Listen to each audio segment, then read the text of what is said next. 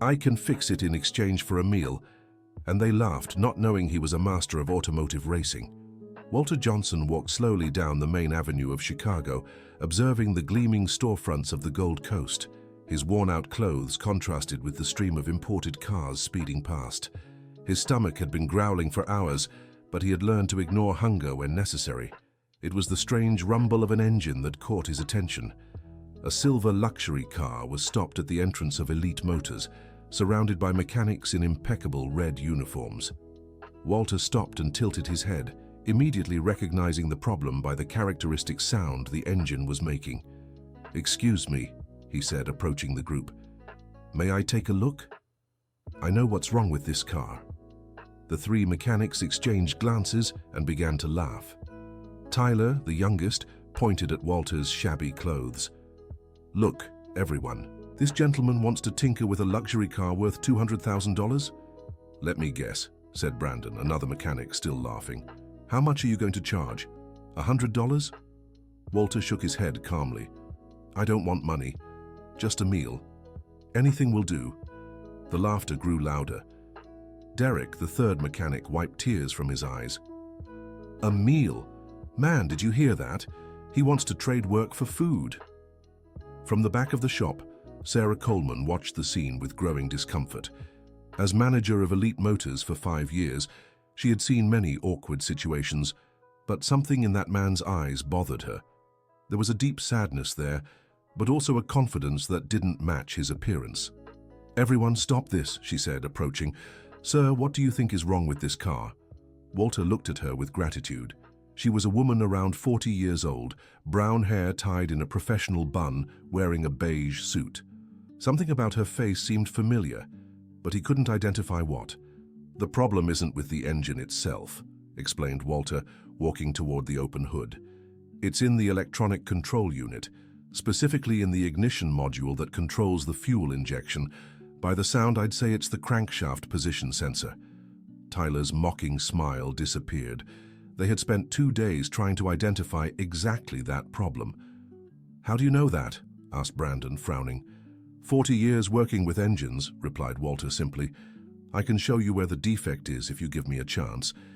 Dear listener, if you're enjoying the story, please take a moment to like and especially subscribe to the channel.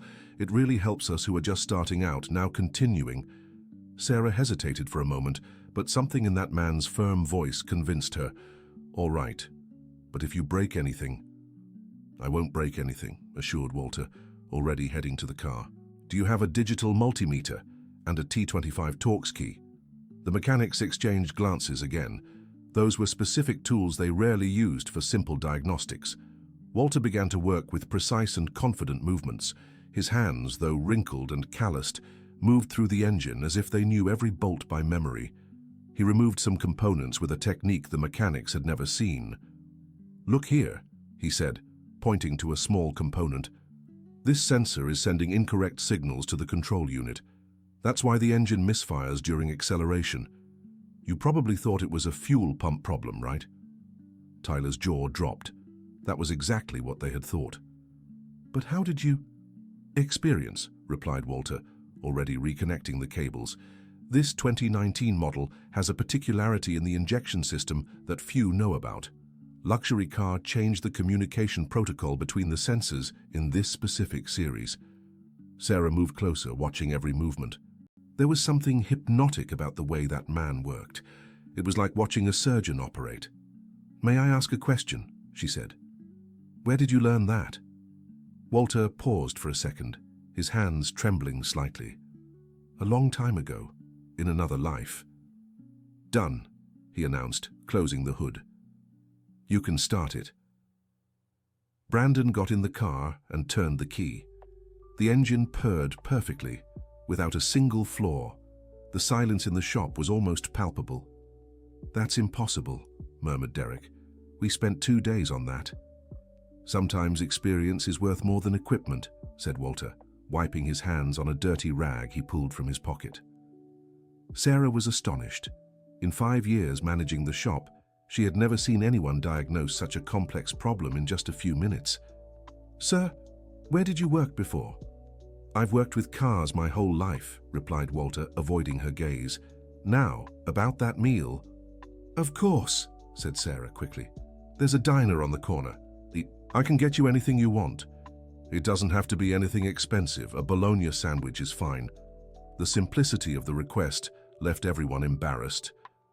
Tyler, who had laughed at him minutes before, lowered his head. As Sarah went out to get the food, Walter stayed observing the shop. The walls were covered with posters of Formula One cars and photos of famous drivers. His eyes fixed on a specific photo from the 90s, where several drivers were celebrating on a podium. Do you like Formula One? Asked Brandon, noticing his interest. I used to, said Walter, quickly looking away. That photo there is historic, continued Brandon, excited. It's from the 1991 United States Grand Prix. My father always talked about a driver who almost won the championship that year. What was his name again? Walter turned his back to the photo. I don't remember. Derek approached, curious about the evasion. Man, I've always wanted to know more about that era. My grandfather said there was a driver who was almost a genius with engines. He could tune any car just by the sound. Kind of like what you just did. Walter's discomfort was visible. He started heading for the exit. I think I better go. No, said Tyler quickly. Mrs. Sarah went to get your food. At least wait for her to come back. Walter stopped and sighed. He went back to observing the shop, noticing details he had missed before. There were high-precision tools he knew well, state-of-the-art diagnostic equipment, and even a hydraulic lift that seemed to be the same model he used in his old team. What kind of clients do you serve here? He asked. High-end imported cars, replied Brandon with pride. Mrs. Sarah inherited this from her father. He set up this shop in the 80s. Walter's heart raced. The 80s? Yeah. He was very well known in the automotive world. He even worked with race drivers back then. Mrs. Sarah always says her father worked with some world champions. Walter felt his legs go weak. Could it be possible? Could that shop be...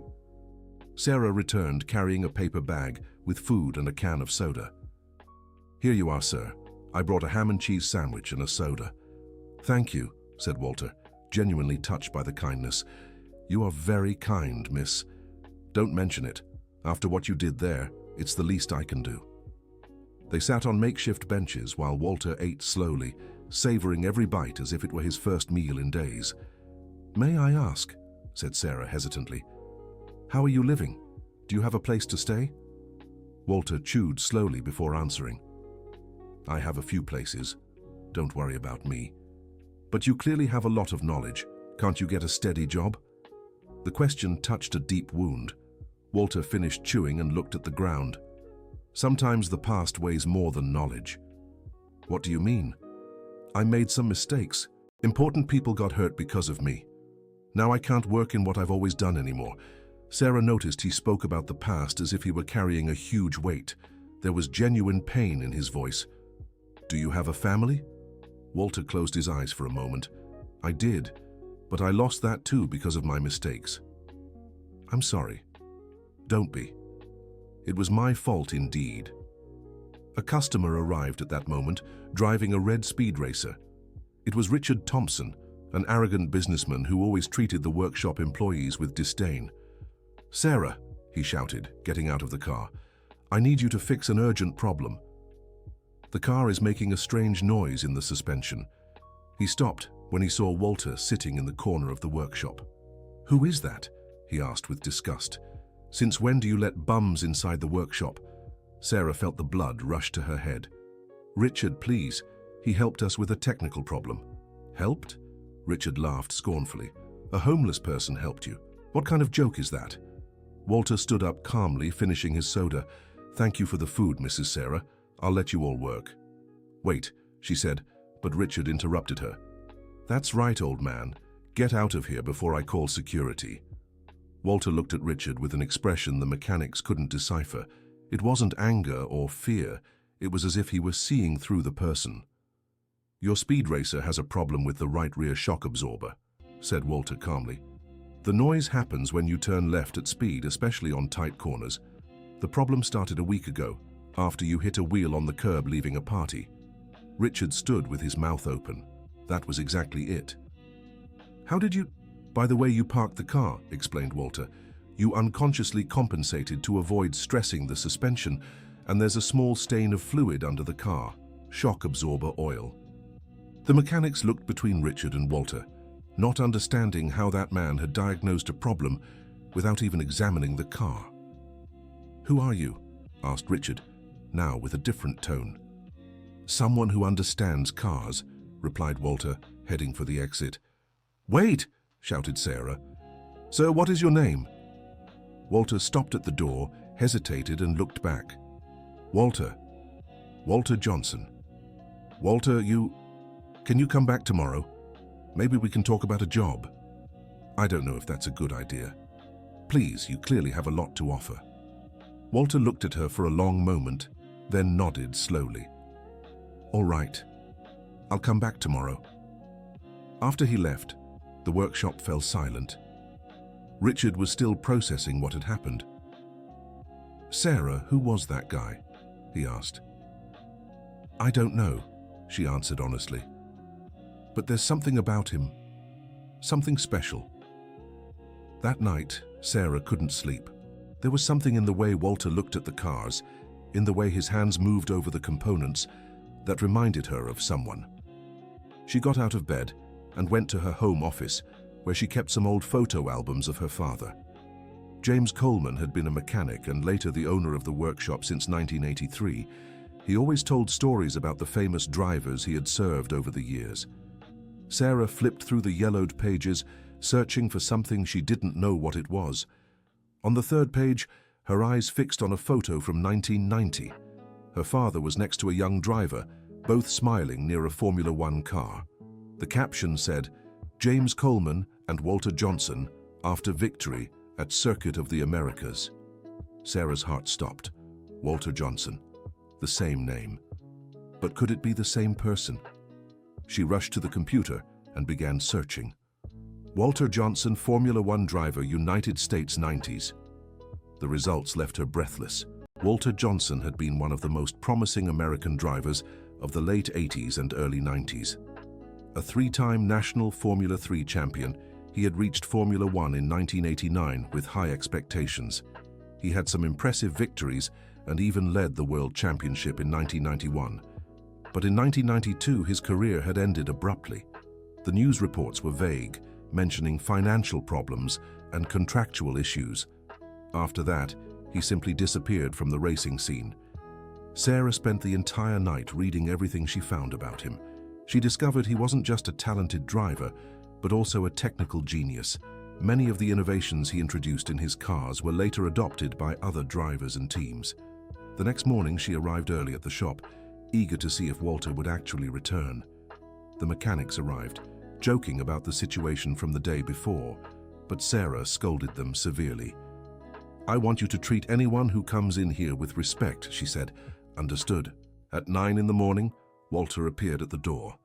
He had showered somewhere and his clothes, though still old, were clean.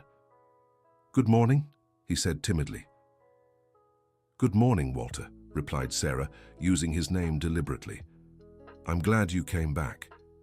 Throughout the morning, Sarah watched Walter working. She had given him some simple problems to test his knowledge, but she quickly realized she was wasting his talent. "Walter," she called during the break. "Can we speak in private?" They went to the small office at the back of the shop. Sarah closed the door and offered him a chair. "Walter, I need to ask you something. Have you ever worked with race cars?" Walter's face closed off immediately. "Why do you ask?" "Because the way you work, it's not normal. You know techniques I've only seen in specialized books." Walter was silent for a long moment. "Yes, I have. A long time ago." "With which teams?" "Several. But that's in the past." Sarah took a deep breath before asking the next question. "Did you know my father, James Coleman?" Walter lifted his head sharply, looking at her with wide eyes. "James Coleman. You're James's daughter?" "I am. He passed away 3 years ago." Tears began to stream down Walter's face. He covered his face with his hands and began to sob. "My God, James. He was one of the best mechanics I ever knew. Sarah felt a lump in her throat. Now she was sure who he was. You are Walter Johnson, the driver. He stopped crying and looked at her with panic. No, I'm nobody anymore. Just an old man who knows how to work on cars. My father talked about you a lot. He said you were the most talented driver he had ever known. That if it weren't for... Please, Walter interrupted. I don't want to talk about that. All right, we won't talk about it. But I want to make a proposal. Walter looked at her suspiciously. I need someone to coordinate the technical diagnostics here. Someone who truly understands cars. Will you accept? I can't accept that. Why not? Because when people find out who I am, they'll remember what happened, and that will hurt your business.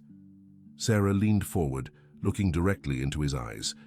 Walter, I don't care about what happened in the past. I care about what you can do now. And from what I saw yesterday, you can save this shop. Save it? We're facing difficulties. Cars are getting more and more complex, and I don't have mechanics with enough experience to keep up. I lost 3 important clients last month because we couldn't solve advanced technical problems. Walter absorbed the information in silence. How much would you pay? $2,000 a week, plus commission for each job completed. $2,000? Walter was shocked. That's a lot of money. It's what you're worth. I don't have a place to live. There's a small apartment above the shop. My father used it when he worked late. It's been empty for years. Walter looked out the office window, watching the mechanics work. Then he looked back at Sarah. Why are you doing this? Because my father always taught me to recognize true talent, and because... She hesitated. Because I have a feeling you need a second chance as much as I need your help. At that moment, Tyler knocked on the door. Mrs. Sarah, another car with a problem just arrived, a German sports car. The owner says nobody can figure out what's going on. Sarah looked at Walter. Do you accept the challenge? Walter took a deep breath and nodded. The German sports car was making an intermittent metallic noise that the mechanics couldn't locate. The owner, a doctor named Dr. Henry, was visibly irritated. I've already taken it to 4 shops, he complained. Nobody can fix it. If you can't, I'll have to take it to the dealership in Chicago. Walter approached the car and listened for a few minutes. Then, he asked Dr. Henry to start the engine and accelerate gradually. Turn it off, he said after 2 minutes. Can I take a look underneath? Tyler activated the hydraulic lift. Walter went up with the car and began examining the chassis with a flashlight. Here, he said, pointing to a specific part. The exhaust mount has a microfracture.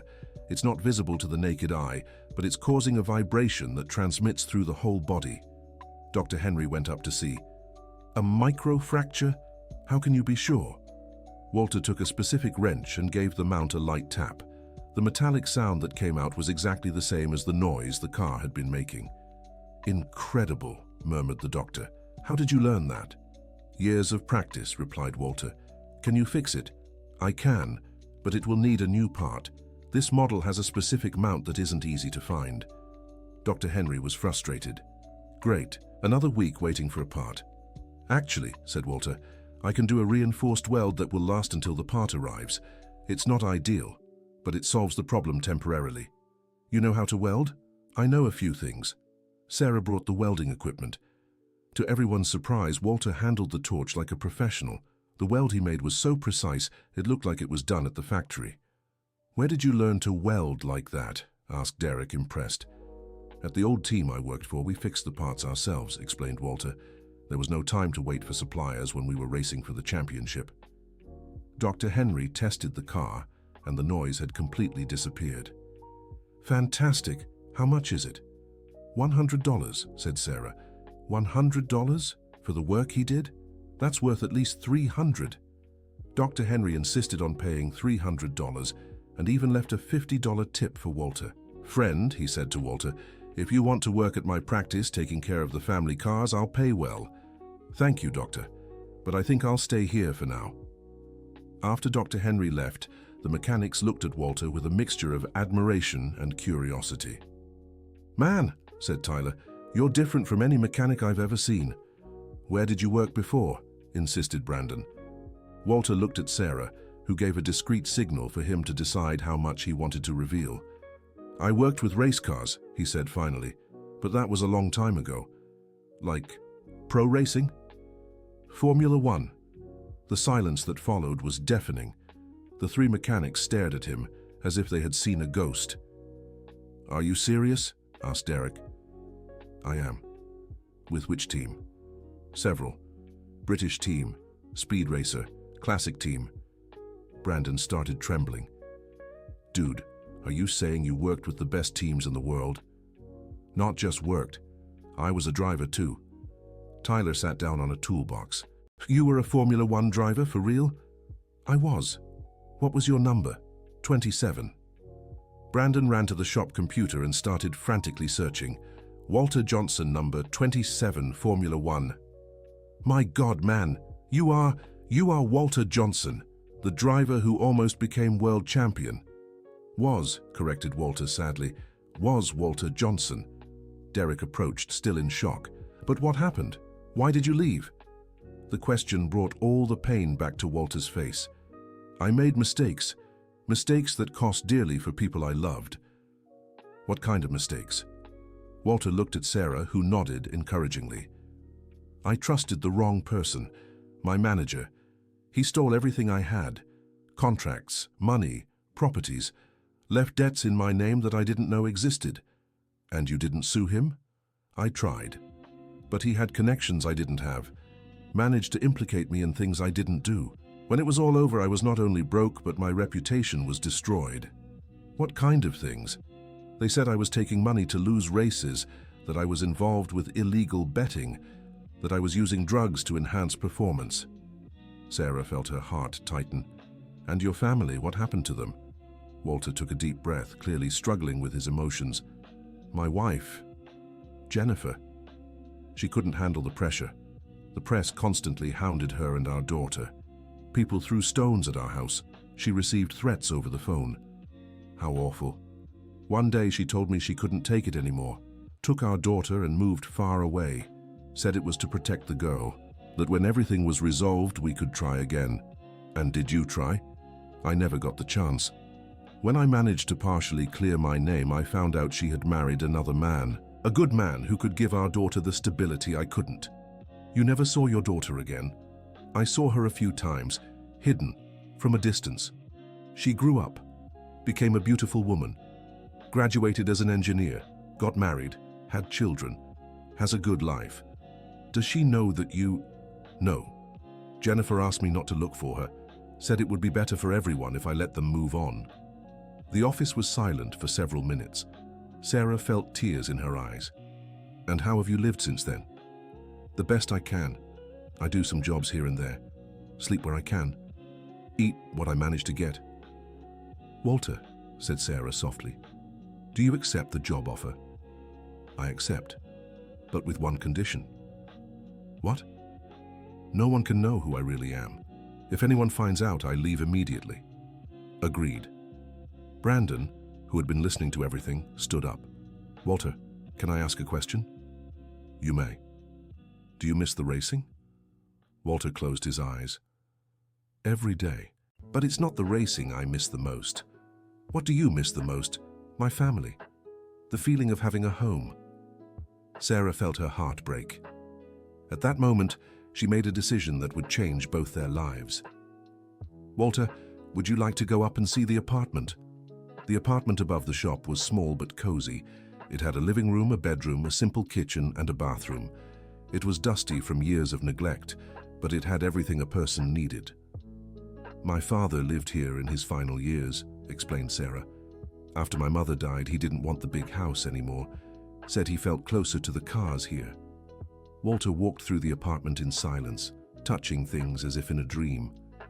It's much more than I deserve. Don't say that. You deserve this and much more. Why are you being so kind to me? Sarah hesitated. She didn't know if she should mention the photos she had found.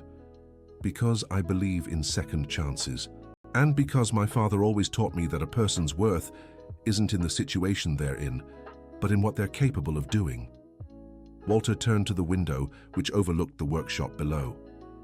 Your father was a wise man. He really was. And he would be happy to know you're here." That afternoon, Walter officially began working at Elite Motors. Within hours, he had reorganized the entire diagnostic system and created a more efficient protocol for identifying problems. The mechanics, who were initially skeptical, quickly realized they were learning more in one day than they had in months. Walter not only fixed the problems, but explained the reason behind each solution. "The difference between an average mechanic and an excellent one," he said to Tyler, "isn't just in knowing how to fix things, it's in understanding why things break." "How so?" "Every problem has a root cause. If you only fix the symptom, the problem will come back. You have to understand the whole chain of causes." Tyler absorbed every word like a sponge. By the end of the first week, the workshop was running better than ever before. Word had spread about the new mechanic at Elite Motors, and customers started showing up with problems other shops couldn't solve. One Saturday morning, a special case arrived. An elderly woman named Mrs. Jenkins appeared pushing a light blue 1978 Beetle. "Please," she begged Sarah, "this car is all I have. It was my husband's. He died 2 months ago and left only this car. I need it for work, but it's making a horrible noise." Sarah looked at the old Beetle and then at Walter, who was watching the scene. "Mrs. Jenkins, let's take a look," said Walter, approaching. "Oh, thank you so much, sir." Walter examined the car with special care. It was evident it had been well cared for over the years, but age had taken its toll. "The problem is in the gearbox," he diagnosed, "specifically in the second gear synchronizer." "Is that expensive to fix?" asked Mrs. Jenkins, afraid of the answer. "Normally it would be, but I can make a repair that will last a few more years. It won't be like new, but it will work." "How much will it cost?" Walter looked at Sarah, who nodded. "For you, just the price of the parts." "God bless you, my son." While working on the Beetle, Walter remembered his own beginnings. His first car had been exactly a 1976 Beetle, which he bought with the money from his first paycheck when he started as a mechanic at 15. "Walter," called Sarah, "may I ask how you got started in motorsports?" "I started right here in Chicago," he said, without stopping his work. "My father was a gas station attendant. When I was 14, I started helping him on weekends." "And how did you move into racing?" "One day, a cart driver brought his car to the station. It had an engine problem. I took a look and managed to fix in 10 minutes, something he had been trying to repair for a week. And then? He asked me if I wanted to work for his team. He offered to teach me how to drive, too. He said that someone who understood engines so well should know how to make them race." Mrs. Jenkins, who was listening to the conversation, commented, "How wonderful, my son. So you were always good with cars." "I always liked them. Since I was little, I would tinker with anything that had an engine. Bicycles, lawnmowers, anything." "And did your family support you?" The question brought a shadow to Walter's face. "My father didn't like it much. He said racing was for rich people, that poor folks had to be content working for the rich, not competing with them." "But you didn't give up." "No. And that ended up creating a distance between us. When I started making money from racing, I tried to get close again, but he was already sick. He died thinking I had abandoned the family." Sarah noticed that every story Walter told revealed an additional layer of pain. "Do you blame yourself for that?" "I blame myself for many things. For choosing my career over my family in the beginning, for trusting the wrong manager, for not fighting harder to clear my name, for letting my wife and daughter deal with all that pressure alone. But you were trying to build a better life for them. That's what I thought at the time, but now I see they needed me present, not a distant champion." The work on the Beetle was completed, and Mrs. Jenkins cried with joy when the car started working perfectly again. "My son," she said to Walter, "may God give you double all the kindness you showed me today." After she left, Sarah called Walter back to the office. "Walter, can I show you something?" She brought the photo album she had brought from home. She opened it to the page with the photo of him and his father. Walter was speechless for several seconds, just looking at the image. "Where did you get this?" "It's from my father's album. He kept photos of all the important drivers he met." "I remember that day," said Walter, gently touching the photo. "It was after my first victory at Circuit of the Americas. Your father had worked on my car the week before. He was the one who found a problem in the brake system that could have caused a serious accident. He saved your life." "He did. And other drivers' lives too, that's how he was. Always concerned with safety, not just performance." Sarah turned the page and showed other photos. Walter in various races, always accompanied by James Coleman in the pits. "You were close. Very. He was like a father to me. When my biological father died, it was your father who gave me the emotional support to keep racing. He talked about you until the end of his life, always said you were special. And I disappointed him. No, you went through hardships. That's not the same thing." Walter closed the album carefully. "Sarah, can I tell you something I've never told anyone?" "Of course. In my last year as a driver, 1992, I was almost able to clear my name. I had found evidence that my manager was indeed sabotaging me, but to prove it I needed money to hire good lawyers.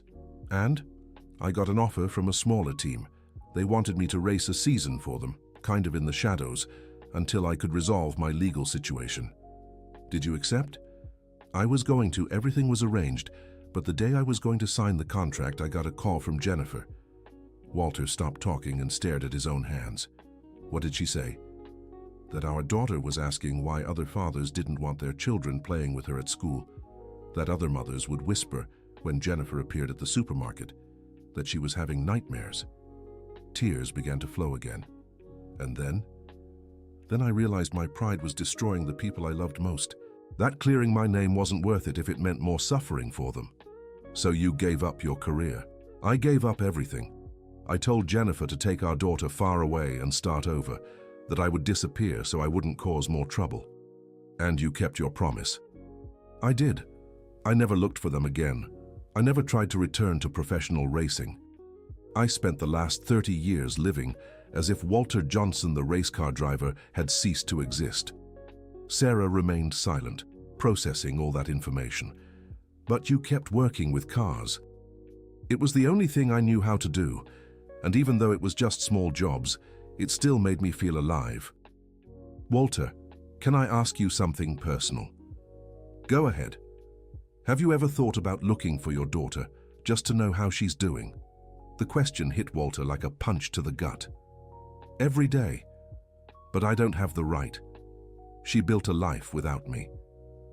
It would be selfish of me to show up now. But what if she wanted to meet you? I don't know, I'm afraid she might hate me. Or maybe she would understand you." Walter looked at Sarah with an expression of pain mixed with hope. "Do you really think so?" "I think it doesn't hurt to find out." Dear listener, if you're enjoying the story, please take a moment to like the video and especially to subscribe to the channel. It really helps us who are just starting out. Now, continuing.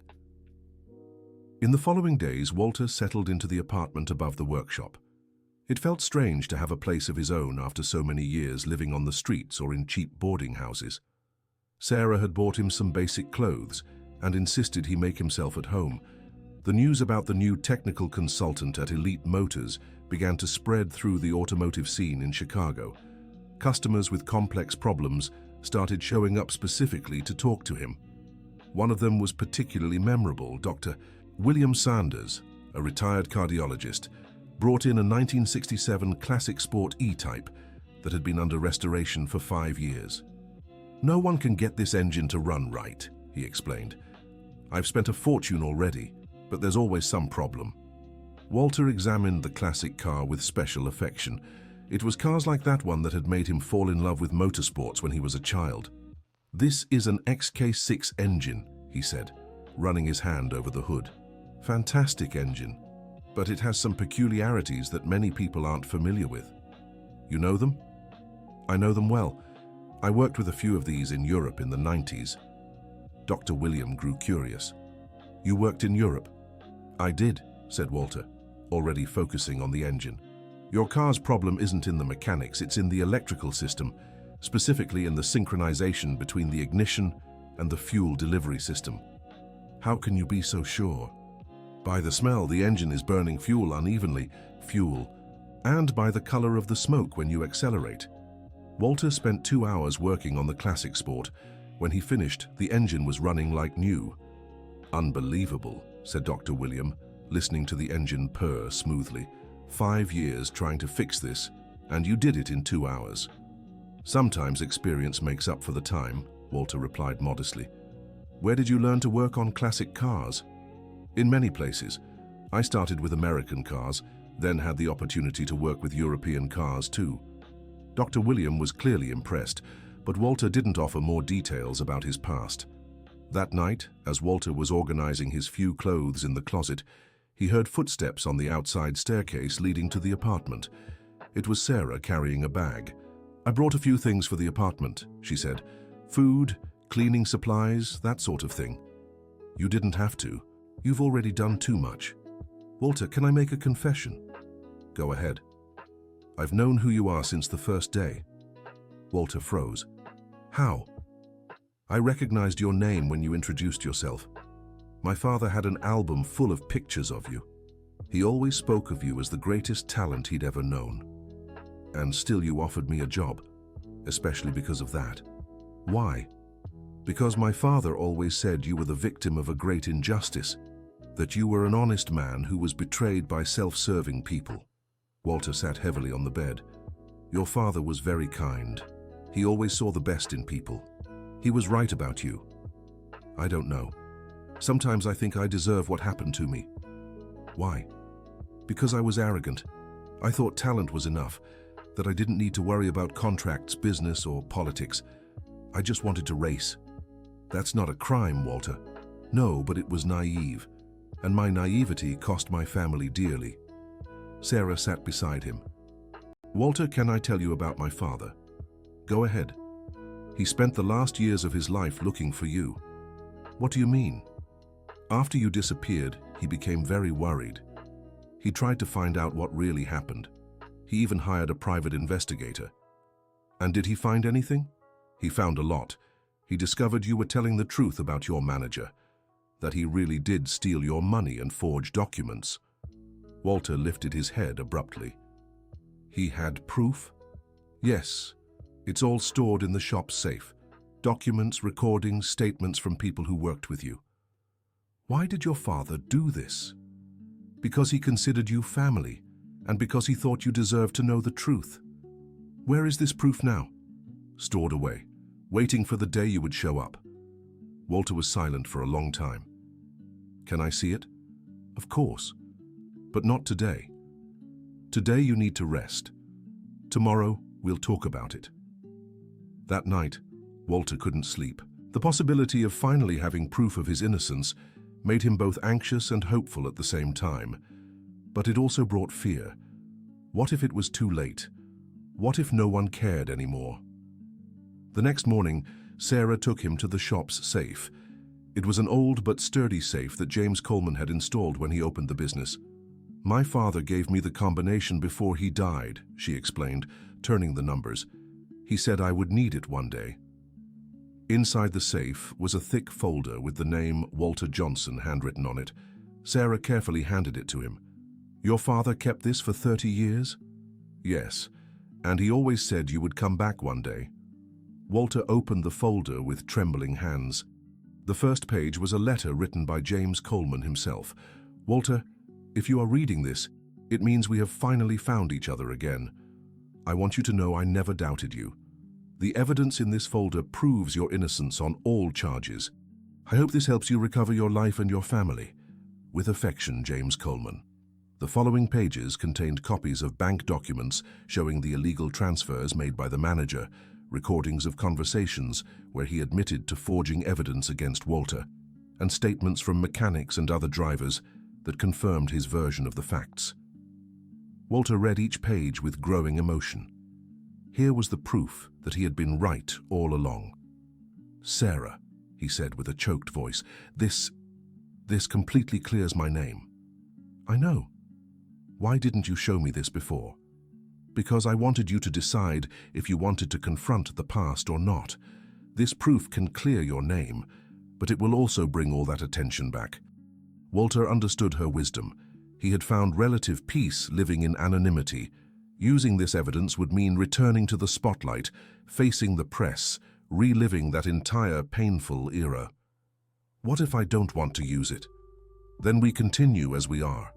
You work here, live here, and no one needs to know anything. And if I want to use it, then I'll support you in everything you need. Walter closed the folder and became thoughtful. I need time to decide. Take all the time you need. In the following weeks, Walter continued working at the shop, but now with the folder on his mind. With every satisfied customer, with every complex problem he solved, he wondered if he was wasting his second chance to make a difference in the world. One day, a case came along that would change everything. A young woman named Lisa showed up with a simple car, a 2010 midsize, but with a complicated story. "Please," she said, clearly desperate, "I really need this car to work. It's the car for my delivery business. If it doesn't work, I'll lose everything." "What kind of problem are you having?" asked Sarah. "It stops in the middle of the street without warning. I've already taken it to 3 shops. They all said the problem was different, but nothing they did fixed it." Walter offered to examine the car. During the test, he noticed the problem was intermittent and very specific. "Does the problem only happen when the tank is half full?" he asked. Lisa was surprised. "How did you know?" "It's a known flaw with this model. It has to do with the fuel level sensor interfering with the injection system when it's in a certain position." "Did the other shops say that?" "Probably not. It's a flaw the manufacturer itself took a long time to acknowledge. Only someone who has worked with many cars of this specific model would know how to identify it." Walter fixed the problem in 2 hours. Lisa cried with relief when the car started working perfectly again. "How much do I owe?" $200, said Sarah. "I only have 150, admitted Lisa, embarrassed. "Then it's 150, Walter said immediately. "Sir, I can't accept that." "Yes, you can." "Yes, I know what it's like to fight to keep a business alive." After Lisa left, Sarah confronted Walter. "You're going to hurt yourself financially if you keep doing this." "I don't care. That girl reminded me of myself when I was starting out, fighting against everything and everyone to make a dream come true." "Do you miss that? Fighting for a dream?" "I do. But now I don't know what my dream is anymore. Maybe it's time to find out." That night, Walter went up to the apartment carrying the folder with the evidence of his innocence. He spread all the documents out on the kitchen table and studied each page. The evidence was undeniable. It not only proved he had been the victim of a setup, but it also revealed that several other people had suffered at the hands of the same businessman. Among the documents, he found a list of names, other drivers, mechanics, and racing professionals who had also been wronged. Some he knew personally. This discovery changed his perspective. It wasn't just about clearing his own name. There were other people who also deserved justice. The next morning, he sought out Sarah. "I've decided what I'm going to do with the evidence." "What did you decide?" "I'm going to use it, but not for me. For all the other people who were also wronged." "Are you sure?" "I am, but I'm going to need your help." "You can count on me." The first step was to find a lawyer. Sarah recommended Dr. Michael Roberts, who was an expert in sports law and had worked with some famous drivers. When Dr. Roberts saw the evidence, he was stunned. "Walter, this is a bombshell. This evidence not only clears your name, but could also put your former businessman in jail." "Is he still alive?" "He is, and he's still active in the racing world. He represents some young drivers currently." The information shocked Walter. All those years, he had assumed the man who destroyed his life was out of the business. Does that mean he could be doing the same thing to others? It's very likely. Then we have to act quickly. Dr. Roberts organized a comprehensive legal strategy. First, they would officially register all the evidence. Then, they would file lawsuits for defamation and embezzlement. Simultaneously, they would alert the sports authorities about the illegal practices. The process turned out to be more complicated than expected. The former businessman, Victor Reynolds, had become a powerful figure in American motorsports. He had political and financial connections that made any action against him risky. "Walter," said Dr. Roberts during a meeting, "I must warn you that this is going to be a long and difficult battle. This man won't give up easily. I know, but I can't stay quiet anymore knowing he's hurting other people. Are you sure? You have a peaceful life now. This could change everything. I'm sure. While the legal process moved slowly, something unexpected happened at the workshop. A young kart driver named Jason Miller showed up with his father, looking for help to prepare the car for a state championship.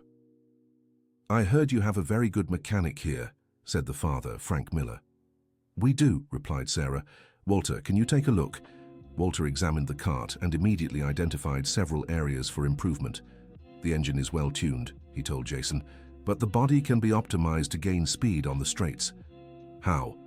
Small adjustments to the wing angles and suspension height. Nothing that drastically changes the car, but it could make a difference in lap time. While working, Walter started talking to Jason about driving techniques. The most important thing in a race isn't being the fastest, he explained.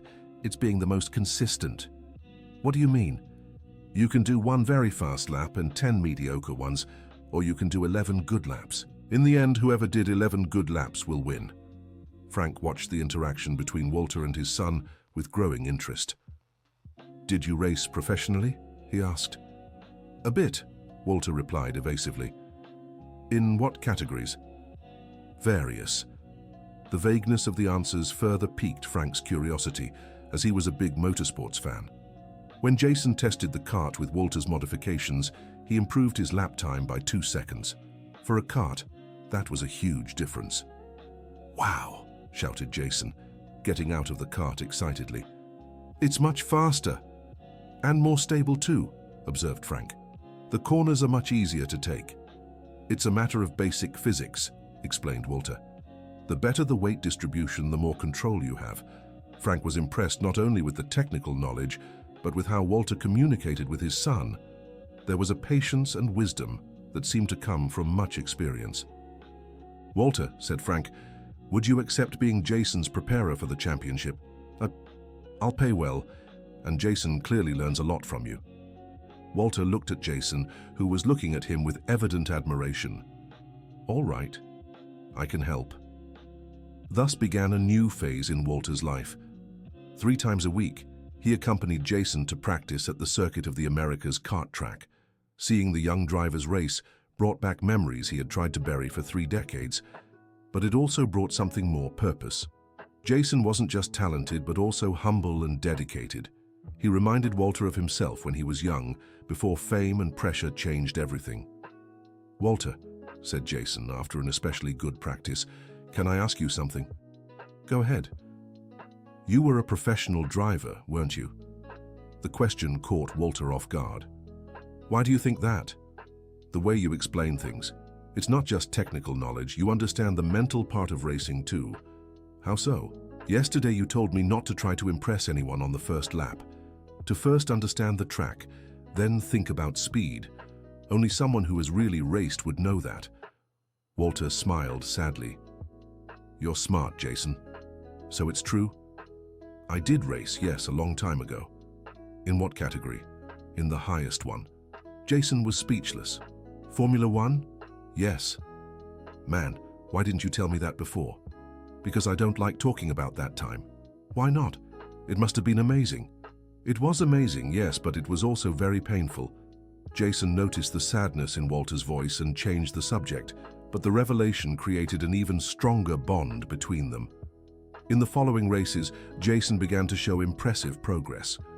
Not only was he faster, but also smarter in overtaking and more mature in his decisions during the races. Frank noticed the transformation and approached Walter. What are you teaching my son? He's driving like a professional.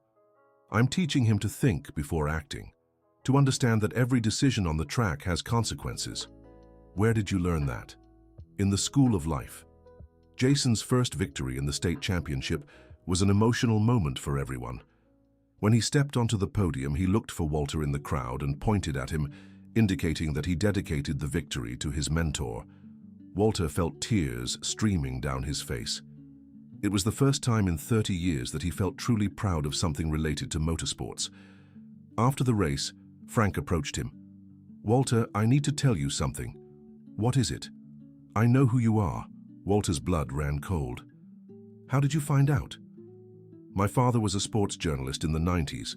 He covered several of your races. When you started training, Jason, I had a feeling I'd seen you before. I looked up old photos and recognized you. Are you going to tell anyone? Only if you want me to. I don't. Then I won't tell. But I want you to know that for me, it's an honor to have you working with my son. Why an honor? Because you were one of the greatest drivers this country has ever had, and because from what I've researched, you were the victim of a great injustice. The conversation was interrupted by a commotion in the pit area. A man in an expensive suit was arguing with some event organizers. "Who is that?" asked Walter. Frank looked and his face tightened. "Victor Reynolds, driver agent, represents some of the competitors here." The world stopped for Walter. There was the man who had destroyed his life, now older but still managing young drivers' careers. "Frank," said Walter urgently, "can you do me a favor?" "Of course." "Don't let your son sign anything with that man. Ever?" "Why not?" "Just trust me, please." Dear listener, if you're enjoying the story, please take a moment to like and especially subscribe to the channel. It really helps us who are just starting out. Now continuing. Frank noticed the panic in Walter's voice and nodded without questioning. That night, Walter called Dr. Roberts. "Doctor, I need to speed up the process." "Why? Did something happen?" "I saw Victor Reynolds today. He's working with young drivers. I can't let him do to them what he did to me." "Walter, if we speed up the process, you'll have to give interviews, speak publicly about what happened. Are you prepared for that?" "No, but I'll have to prepare myself." Dr. Roberts organized a press conference for the following week. The news that Walter Johnson was alive and had proof of his innocence spread quickly through the motorsports world. Sarah noticed that Walter was getting increasingly nervous as the day approached. "Do you want me to go with you?" she offered. "I don't want to involve you in this." "Walter, you involved me the moment you agreed to work here. Now we're family." The word family touched Walter deeply. For so many years, he hadn't felt part of anything. "All right, I accept your company." The press conference was held at a hotel in downtown Chicago. When Walter entered the room, the journalists present fell silent. Many recognized him immediately, despite the years and physical changes. "Ladies and gentlemen," began Dr. Roberts, "we are here to present evidence that proves Mr. Walter Johnson's innocence regarding all accusations made against him in 1992. For 2 hours, Dr. Roberts meticulously presented all the evidence, documents, recordings, testimonies. In the end, there was no doubt that Walter had been the victim of an elaborate setup. "Mr. Walter," asked a journalist, "how do you feel now that your innocence has finally been proven?" "Relieved," he answered with a choked voice, "but also sad. 30 years have passed. So much has been lost that will never come back. Do you plan to return to professional racing? I don't know. Right now, my priority is to make sure other young people don't go through what I went through." "How?" "By warning them about the shady practices that still exist in the industry, and by teaching them that talent alone isn't enough. You need to have trustworthy people by your side." After the press conference, Walter felt emotionally exhausted. Sarah took him back to the shop where they found a crowd of journalists waiting. "I think it's best if you stay at the apartment tonight," she suggested. "No, I want to work.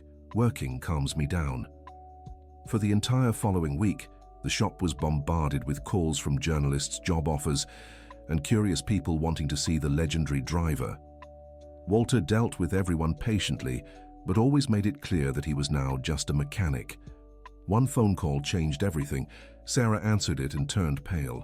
"Walter," she called out, "there's a woman on the phone. She says she's Jennifer Johnson." Walter felt the world spin.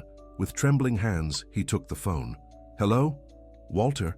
The voice on the other end was more mature, but he recognized it immediately. "Jennifer, how did you get my number?" "I saw the news on television. I found out you were working at a shop in Chicago." "Jennifer, Walter, we need to talk." "Jennifer, I don't want to disrupt your life.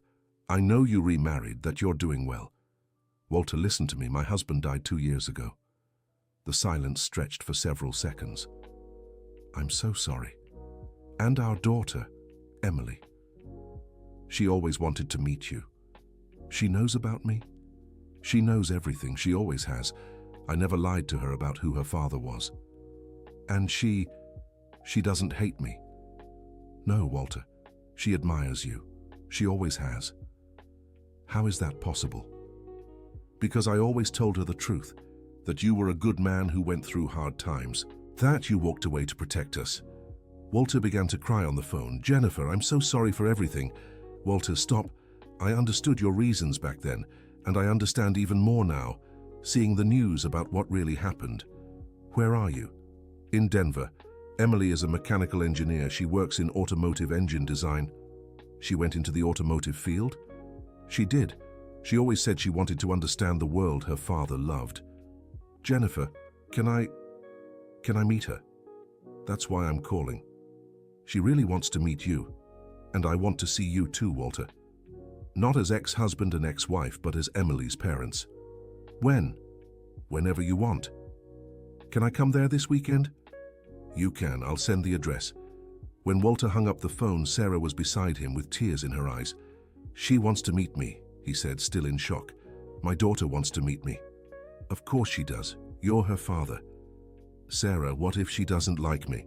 Walter, stop. You are a wonderful man.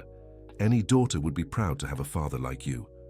But what if, no what ifs. You're going to Denver, you're going to meet your daughter, and you're going to find out you wasted a lot of time worrying for nothing. On Friday, Walter took a bus to Denver with his heart racing. Sarah had insisted that he buy new clothes and dress nicely for the meeting. The 6-hour trip felt like an eternity. Walter mentally rehearsed what he would say to his daughter, how he would apologize for so many years of absence, how he would explain his choices. Jennifer was waiting for him at the bus station. When he saw her, his heart tightened. She was older, with a few grey strands, but still the beautiful woman he had fallen in love with 40 years earlier. Walter, she said, approaching. Jennifer. They hugged hesitantly, carrying decades of pain and longing. You look different, she said, observing him. You've aged.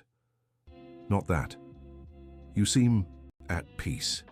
I'm trying to find peace. Come on, Emily is waiting at home. The drive to the house was silent, each lost in their own thoughts. When they arrived, Walter saw a woman about 35 years old coming out of the house. She had his eyes and Jennifer's smile. Dad, she said, approaching. Emily. They looked at each other for a moment that seemed eternal.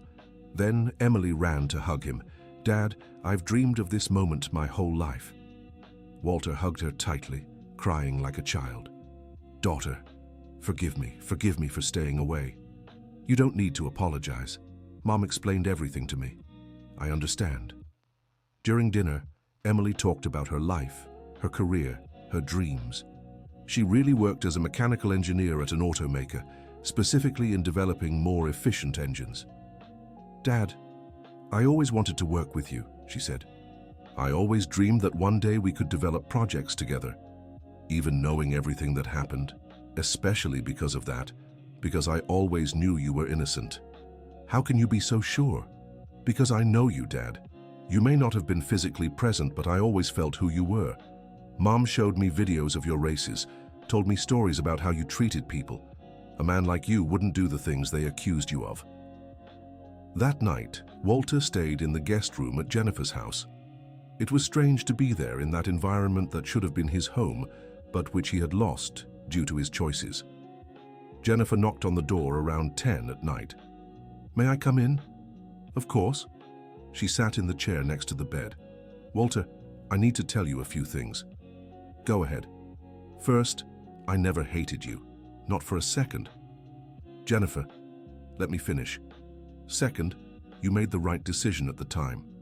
If you had stayed, we all would have suffered more. But you suffered anyway. We did, yes, but we managed to rebuild our lives. If you had stayed, maybe that wouldn't have been possible. Do you really think so? I'm sure. And third, I want you to know that Chris was a wonderful father to Emily, but he always knew he was occupying a place that wasn't his. He knew about me. He knew everything. And he always said that if you ever came back, he would step aside. He seems to have been a good man. He was, but you are too. And now we have a chance to make up for lost time. Jennifer, would you Would you like to try again? The two of us? Jennifer smiled sadly. Walter, I love you. I always have. But we're different people now. We've been through things that changed us. I understand. But that doesn't mean we can't be a family. Emily needs her father, and I need my best friend back. Best friend? That's what you were before being my husband. My best friend. And that's what I'd like you to be again. Walter smiled for the first time in a long while. I'd like that too. On Sunday, before returning to Chicago, Walter had a long conversation with Emily. Dad, I want to make you a proposal. What kind of proposal? How about we start a project together? I can request a transfer to Chicago. What kind of project? A technical school for young people interested in motorsports. You with all your practical experience, me with theoretical knowledge and industry connections. The idea left Walter both excited and terrified at the same time. Emily, that would be incredible, but I don't have money to invest in something like that. Dad, money we can get. What's hard to find is experience like yours. Do you really think it could work? I'm sure of it. There's huge demand for qualified professionals in this field, and there's no one better to teach than you. Walter returned to Chicago with his mind buzzing with ideas and possibilities. For the first time in decades, he was thinking about the future instead of just surviving the present. Sarah noticed the change in him immediately. How was the meeting? Better than I ever dreamed possible. And your daughter? She's amazing, Sarah. She's smart, determined, kind. She's everything I always dreamed she would be. And Jennifer? Jennifer, too. She forgave me, even though I didn't deserve it. Of course you deserve it. Sarah, I need to tell you about a proposal I received. He explained about the technical school idea. Sarah listened with growing interest. Walter, this is fantastic. You think so? I do. And you know what? I want to be part of it too. What do you mean? We can form a partnership. The shop can be the practical base for the school. I'll provide the infrastructure. You and Emily provide the knowledge. You would do that? I would. My father always dreamed of turning this shop into something bigger. I think a school would be exactly what he would have wanted. In the following weeks, the trio began planning the school in detail. Emily managed to transfer to Chicago and started visiting the shop regularly, working with Walter on developing the curriculum. Father and daughter discovered they had more in common than they imagined. Both were perfectionists, both had the same methodical approach to problems, and both shared a passion for teaching. Dad, Emily said one day, can I ask what you miss most from your racing days? The teamwork, he answered without hesitation. People think drivers work alone, but that's not true. There are dozens of people working together to make those cars perform perfectly. And what do you miss least? The constant pressure, always having to prove I deserve to be there. Do you feel that pressure now? No. Now I know my worth. And I know I don't need to prove anything to anyone but myself. The school project began taking shape. They decided to call it the James Coleman Institute of Automotive Technology, a tribute to the man who had kept the evidence of Walter's innocence for 3 decades. News of the institute attracted attention from various automotive companies. Manufacturers offered partnerships, suppliers donated equipment, and former drivers volunteered to give lectures. But most important was the interest from young people. Hundreds applied to join the first class, which would be limited to 20 students. Among the applicants was Jason, who had won the state karting championship and now wanted to learn more about the technical aspects of race cars. Walter, he said during a conversation, can I ask you a personal question? Go ahead. Do you regret being a driver? Walter thought carefully before answering. I don't regret being a driver. I regret not being more careful with the people I trusted. Would you give me a chance to represent me if I make it to Formula One? Jason, you have the potential to get there, but promise me one thing. What? That you'll always have trustworthy people by your side, that you'll never sign anything without fully understanding it, and that you'll never put your career above family. I promise. The first class at the institute began in March 2025. Walter had created a curriculum that combined technical theory, workshop practice, and lessons on the human and ethical aspects of motorsports. The first thing you need to understand, he told the students on the first day, is that cars are machines, but they are operated by people. And people make mistakes, have emotions, have limitations. "What do you mean, Professor?" asked one of the students, Fiona. "When you're repairing a car, you're not just fixing a mechanical problem. You're giving someone back their mobility, enabling them to work, visit family, live their life." "I never thought of it that way," commented another student, Richard. "Every car that passes through your hands carries stories, dreams, needs. Never forget that." The practical classes took place in the workshop, where students worked on real cases under the supervision of Walter and Emily. The combination of his practical experience and her theoretical knowledge created a unique learning environment.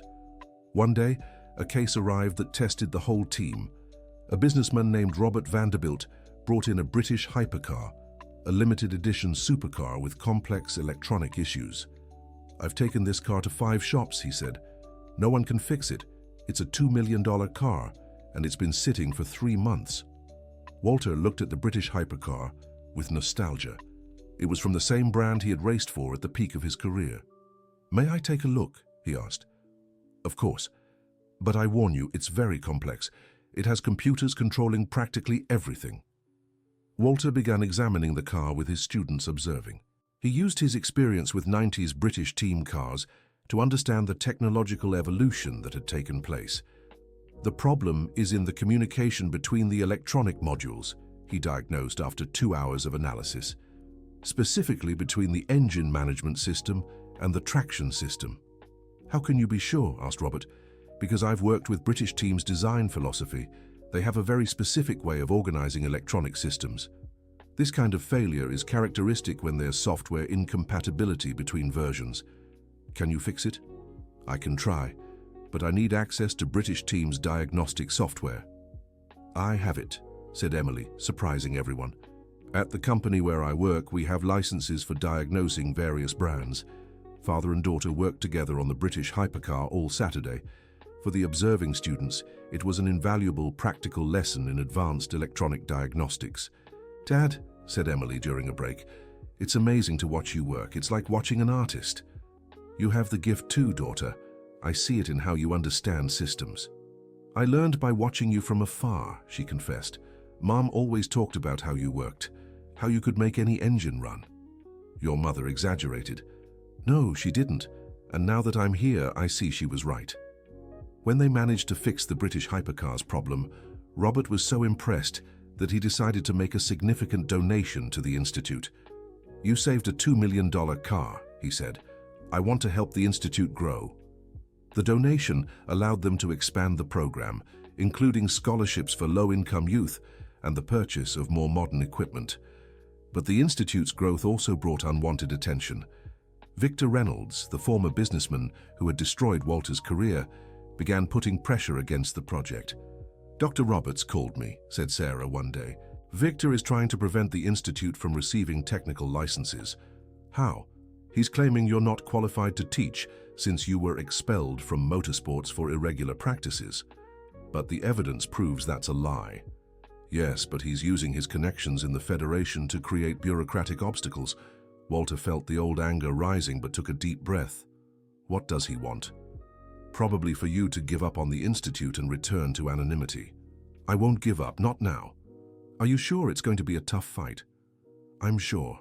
I have people who depend on me now." The legal battle intensified. Victor Reynolds used all his influence to try to discredit Walter and the institute. Journalists aligned with him published articles questioning the quality of education and Walter's integrity. "Dad," said Emily during a phone call, "are you thinking about giving up?" "Sometimes. I don't want you all to suffer because of me again." "Dad, listen to me. This time it's different." "How?" "This time you're not alone. You have Sarah, you have me, you have Mom, you have the students. You have a family that will fight alongside you." "Family," repeated Walter, savoring the word. "Yeah, Dad. Family. And family doesn't abandon family." These words gave Walter the strength he needed to keep fighting. The turning point came from an unexpected source. Jason, who had become almost a son to Walter, was about to sign his first professional contract. Victor Reynolds had approached him with an apparently irresistible offer. "Walter," said Frank, worried, "Reynolds is offering a lot of money to represent Jason, and he's saying that if the boy continues working with you, it will harm his career. What are you going to do?" "I don't know, the offer is really good." "Frank, can I show you something?" Walter brought the folder with the evidence against Victor Reynolds and showed Frank some specific documents. "Look at this. These are contracts he made with other young drivers in recent years." Frank read the documents and turned pale. "This is abusive. He keeps 70% of everything the driver earns. And look at this clause here. If the driver wants to change managers, he has to pay a fine of $500,000. My God, that's practically slavery." "That's exactly it. And if the driver can't pay, he can prevent him from racing anywhere." Frank fell silent, absorbing the information. "What do I do?" "Whatever you think is best for your son. But now you know the truth." Frank made his decision. He not only refused Victor Reynolds' offer, but also sought out other parents of young drivers to warn them about the abusive practices. Victor's reaction was swift and furious. He sued Walter for defamation and tried to shut down the institute through legal action. "He's desperate," said Dr. Roberts. "He knows he's losing ground." "What does that mean for us?" "It means we're winning, but it also means he'll try anything to stop us." Anything turned out to be a smear campaign in the press. Journalists committed to Victor began publishing articles questioning not only Walter's qualifications, but also his mental stability. "Former driver lived on the streets for decades before mysteriously reappearing," read Emily, a particularly cruel headline. "They're trying to make it seem like you're crazy," said Sarah. "Maybe they're right," replied Walter, discouraged. "Don't say that, you're the sanest person I know." "Sarah, maybe it's better if I give up. I don't want the institute to be harmed because of me." "Walter Johnson," she said firmly, "are you going to give up the second chance life gave you?" "It's not that—" "Yes, it is. You're letting fear win again." Emily, who was listening to the conversation, stood up. "Dad, can I say something?" "Go ahead." "You spent 30 years punishing yourself for mistakes that weren't yours. You're not going to spend the next 30 hiding from successes that are yours. But if I continue, you'll suffer the consequences." "Dad, we're adults. We can make our own decisions, and our decision is to fight by your side." At that moment, Tyler entered the office. "Walter, there's a crowd of people outside wanting to talk to you." "Journalists?" asked Sarah with concern. "No, they're your former students from the institute." Walter went out and found about 15 young people who had studied at the institute during its first months. All were carrying banners and signs in his defense. "Professor Walter," said Fiona, serving as the group's spokesperson, "we saw the news online, and we want you to know we don't believe any of it." "That's right," added Richard. "You changed our lives. You taught us not just about cars, but about being better people." "We came to say, we'll fight alongside you," said another student. "The institute can't close." "And we brought this," said Fiona, handing a folder to Walter. Inside the folder were dozens of recommendation letters written by the shop's clients, students' parents, and industry professionals who had worked with Walter in recent months. "How did you get these?" "We reached out to everyone who knows your work," explained Richard. "And you know what? We didn't find a single person who said anything bad about you." Walter was deeply moved. For the first time in his life, he felt he had people truly fighting for him. The students' mobilization generated a wave of support on social media. The hashtag Justice for Walter began to go viral, shared by racing fans who remembered his legendary races. Victor Reynolds realized he was losing the public opinion battle and changed his strategy. Instead of attacking Walter directly, he began offering money to people close to him. The first attempt was with the mechanics at the shop. "Tyler," said Brandon one day, "you won't believe what happened." "What is it?"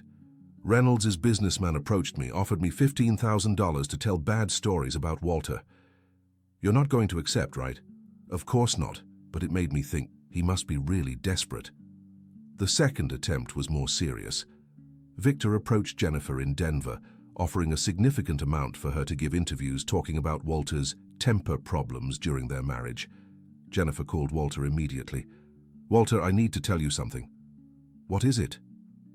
Victor approached me. Walter's blood ran cold. "What did he want?" "Money in exchange for lies about you." "And you?" "Walter Johnson, after 40 years of knowing me, do you really think I would do such a thing?" "No. Sorry. It's just that you still haven't completely forgiven yourself. But it's time." "Jennifer, he might try to harm you for refusing." "Let him try. I'm not the frightened woman from 30 years ago anymore. I know. You've become amazing. We've become amazing, Walter. All of us." Victor's third attempt was the lowest. He spread rumors that Walter was having problems with alcohol and was bothering the Institute's students with inappropriate stories. "This has gone too far," said Dr. Roberts. "Now he's committing crimes to try to harm you. What can we do?" "Sue for defamation and slander, and report him to the sports authorities for abusive practices against other drivers." "Do we have enough evidence?" "Now we do, because he overexposed himself trying to harm you." The lawsuit against Victor Reynolds became the most talked about case of the year in the American racing world. When the evidence was presented publicly, it revealed an exploitation scheme that had lasted decades. Dozens of former drivers came forward to tell stories similar to Walter's. Young talents who had been exploited, robbed, or sabotaged when they tried to break free from Anthony's control. "Walter," said a journalist during an interview, "how do you feel knowing your courage to speak up has inspired so many others?" "I feel responsible for having taken so long to act." "But you were protecting your family." "I was, but now I understand that protecting my family also meant protecting other families who were going through the same situation." The trial lasted 3 months. Victor Reynolds was convicted of multiple financial crimes and permanently banned from American motorsports. Additionally, he was forced to pay millions in compensation to all the victims of his schemes. For Walter, the compensation meant not just financial reparation, but above all, moral reparation. His name was officially cleared, and he could return to participating in the motorsports world without any restrictions. "What will you do now?" Sarah asked on the day the trial ended. "I'm going to continue exactly what I'm doing," he replied, "teaching and learning." "Don't you want to race again?" "No. I found that teaching gives me far more satisfaction than racing ever did. And the compensation money? It's all going to the Institute to expand, create new classes, give more scholarships." "Walter, you deserve to enjoy that money too." "Sarah, I have everything I need. I have a job I love. I have my daughter back. I have true friends. What more could I want?"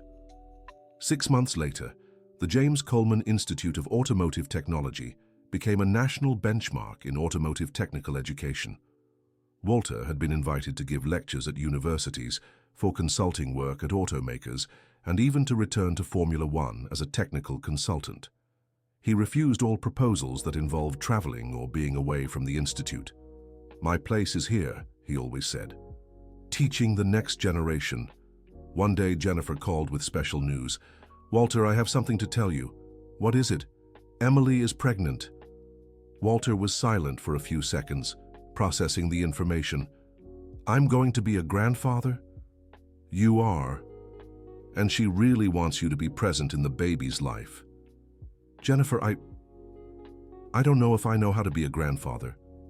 "No one does, Walter. We learn by doing." "What if I mess everything up again?" "You won't mess up. Because now you've learned the difference between running from problems and solving them."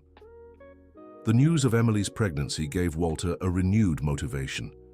He wanted his grandson to grow up knowing the true story, not the lies that had been spread about him. He then decided to write a book telling his complete story, not just about his career as a driver, but about the mistakes he made, the lessons he learned, and the journey of redemption he had lived. "Sarah," he said one day, "can I use the office to write in my spare time?" "Of course, but what are you going to write?" "My story. so my grandson knows where he came from. Are you going to publish it? I don't know. Maybe. If it can help other people who are going through similar situations. Walter's book became a collective project. Emily helped with the technical part about engines and engineering. Jennifer contributed with memories from the time they were married.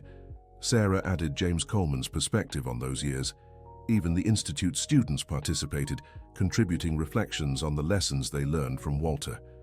When the book was finished, Dr. Roberts found a publisher interested in publishing it. "Walter," said the publisher, "this is an incredible story. It will inspire many people." "I hope so." "Are you sure you want to publish? It will expose very personal details of your life." "I'm sure. If my story can prevent other young people from going through what I went through, it's worth it." The launch of the book, Rising Above, The True Story of Walter Johnson, was a landmark event. Hundreds of people attended, including famous drivers, journalists, and racing fans. During the book signing, an elderly woman approached the table where Walter was signing books. "Walter Johnson," she said, in a trembling voice. "Yes, ma'am." "I'm Richard Thompson's mother. Do you remember him?" Walter searched his memory. Richard Thompson had been a promising young driver in the 90s. "Yes, I remember, a very talented boy." He was, until he met Victor Reynolds. Walter's heart tightened. What happened to him? "The same thing they tried to do to you, only Richard couldn't prove his innocence. His reputation was destroyed." "Where is he now?" "He works as a mechanic in a small shop in the countryside. He never managed to get back into racing." "Ma'am, is there anything I can do to help?" "Yes. You can talk to him. Show him that it's possible to start over." Walter wrote down Richard's number and called him the next day. "Richard, this is Walter Johnson." Walter Johnson, the driver. Former driver, now a teacher. A teacher of what? Automotive technology. I have an institute here in Chicago. "Walter, I heard your story on the news. I really identified with it. That's why I'm calling. I want to offer you an opportunity." "What kind of opportunity?" "Come work with me at the Institute. I need more instructors, and with your experience, you'd be perfect." "Walter, I don't know." "Richard, listen to me. I lost 30 years of my life hiding. Don't let the same thing happen to you." "But I'm not qualified to teach." "Yes, you are. You have the most important qualification, real experience." "What if people find out about my past?" "Then you tell the truth, like I did, and you'll find that the truth sets you free." Richard accepted the offer and moved to Chicago. His arrival at the Institute brought a new perspective on professional and personal rehabilitation. Together, Walter and Richard developed a specific program for people who had left racing for reasons similar to theirs. The program attracted former drivers, former mechanics, and others who had been victims of abusive practices in the field. "Professor Walter," said a student during a class, "may I ask a personal question?" "You may." "Do you consider yourself a winner or a loser?" The question made Walter stop and think. 2 years ago, I considered myself a loser. Today, I consider myself someone who has learned what true victory is. What's the difference? True victory isn't about beating others.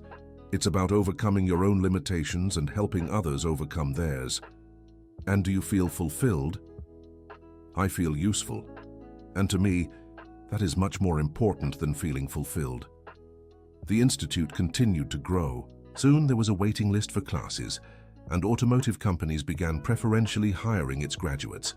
Jason, who had become a professional pro racing driver, always visited the Institute to give talks about a driver's career. "Professor Walter," he said during one of these visits, "can I tell you a secret?" "You may." "My dream is no longer to be a world champion." "What is your dream now?" "It's to have a long and honest career without hurting anyone in the process. And then when I retire, to come back here to teach with you.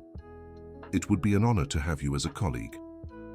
"Professor, may I ask a question I've always wanted to ask?" "You may." "Do you regret anything?"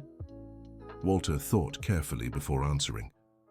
"I regret having blindly trusted people who didn't deserve it, but I don't regret having trusted." What do you mean? Because trusting is what makes us human. The mistake wasn't trusting. The mistake was not verifying if the trust was deserved. That is an important lesson. It is the most important one of all. In December 2025, the Institute completed its first year of operation. To celebrate, they organized a party that brought together students, alumni, family members, and industry professionals. During the party, Sarah took the microphone to give a speech. 1 year ago, she began, I met a man who seemingly had nothing to offer but knowledge about cars. Today, that man has transformed not only this workshop, but the lives of hundreds of people. The applause was long and emotional.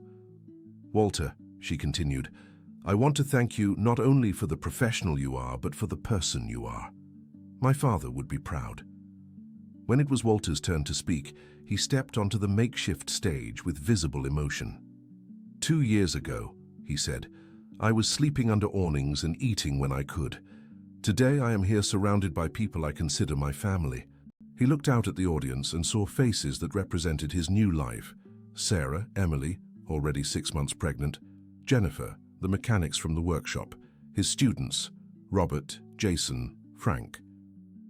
The most important lesson I've learned in all these years, he continued, has nothing to do with cars or racing. It's about second chances. We all deserve second chances. No matter how many mistakes we've made, no matter how far we've fallen, it's always possible to start over. But second chances don't come alone. They come through people who believe in us when we don't even believe in ourselves. He looked directly at Sarah. People who offer us work when we need dignity. He looked at Jennifer and Emily. People who forgive us when we think we don't deserve forgiveness. He looked at his students. And people who inspire us to be better than we were. So, thank you. Thank you for giving me not just a second chance, but a reason to make the most of it. The applause lasted for several minutes. When it finally stopped, Emily stood up. Dad, she said, can I announce something? Of course, my dear. The baby is a boy, and Philip and I have decided on the name. What will it be? James Walter Johnson Emily. James in honor of the grandfather who preserved his innocence, and Walter in honor of the father who taught that it's never too late to start over. Walter could no longer speak. He hugged his daughter as he cried with joy and gratitude. In that moment, looking at all those people who had become his family, Walter understood that his life had followed exactly the path it was meant to take. The hardships, the losses, the years of suffering, it had all been necessary for him to become the person he needed to be. He was no longer the arrogant young man who thought talent was enough. He was an experienced man who knew that true success lay in helping others achieve their dreams. Dear listener, if you are enjoying the story, please take a moment to like the video and especially to subscribe to the channel. It helps us a lot as we are just starting out, now continuing. 6 months later, James Walter was born on a sunny June afternoon.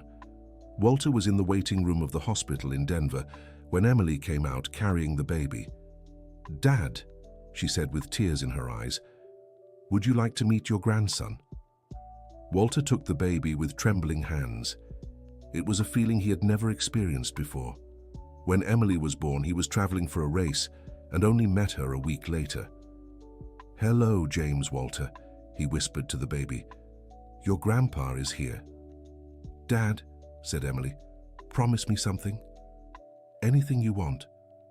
Promise that you will be present in his life, that you won't pull away out of fear. I promise, my dear. This time I promise. The following months were the happiest of Walter's life. He divided his time between the Institute in Chicago and his visits to Denver to watch his grandson grow up. Jennifer had moved to Chicago to be closer to her daughter and grandson and ended up becoming the administrative coordinator of the Institute. Working together again, now as friends and professional partners, healed old wounds for both of them. Jennifer, said Walter one day, do you think we made the right choices? We made the choices we were able to make at the time, she replied, and in the end everything worked out. Don't you feel any bitterness for everything we lost? I feel gratitude for everything we managed to build despite the difficulties. The Institute had become more than a technical school. It was a rehabilitation center for people who had lost their way in life, a place where forgotten talents were rediscovered and where young people learned not just about cars, but about dignity and perseverance. Walter developed a special program called Second Chances, aimed at homeless people who showed interest and aptitude for mechanics. The program offered not only technical training, but also psychological and social support. "Professor," said James, one of the students in the special program, "can I tell you something?" "Of course, James. When I was on the streets, I thought my life was over, that I wasn't worth anything anymore. And now?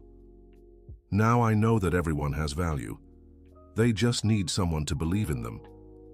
And do you believe in yourself now?" "I do, because you taught me that the past doesn't define the future." Stories like James's multiplied. The Institute trained dozens of people who managed to rebuild their lives through technical knowledge and regained self-esteem. The specialized media began calling Walter the Master of Second Chances, a title he embraced with pride. 1 year after his grandson's birth, Walter received a special invitation. The organizers of the United States Grand Prix wanted to honor him during the 2026 race, 35 years after his last official participation in Formula One. "Walter," said the race director, "we want you to do the parade lap before the main race." "I'm not sure that's a good idea." "Why not?" "It's been a long time since I've driven a Formula One car." "But would you like to?" Walter thought about the question. The truth was, yes, he would. He would like to feel the thrill of being on a Formula One track one more time. "I would," he admitted. "So do you accept?" "I accept, but on one condition." "What is it?" "I want my family to be there, and I want some of my students to see it." "Of course. We'll arrange everything." The news of Walter's return to the Circuit of the Americas spread quickly. Tickets for the Grand Prix sold out in a few hours, with many people wanting to see the return of the legend. In the week before the race, Walter trained in a modern Formula One car for the first time in decades. To his surprise, he found he still had excellent reflexes and an intuitive understanding of the machine. "Dad," said Emily, who was watching the training, "you're doing great." "It's easier than I imagined." "Of course it is. It's like riding a bike. You never forget."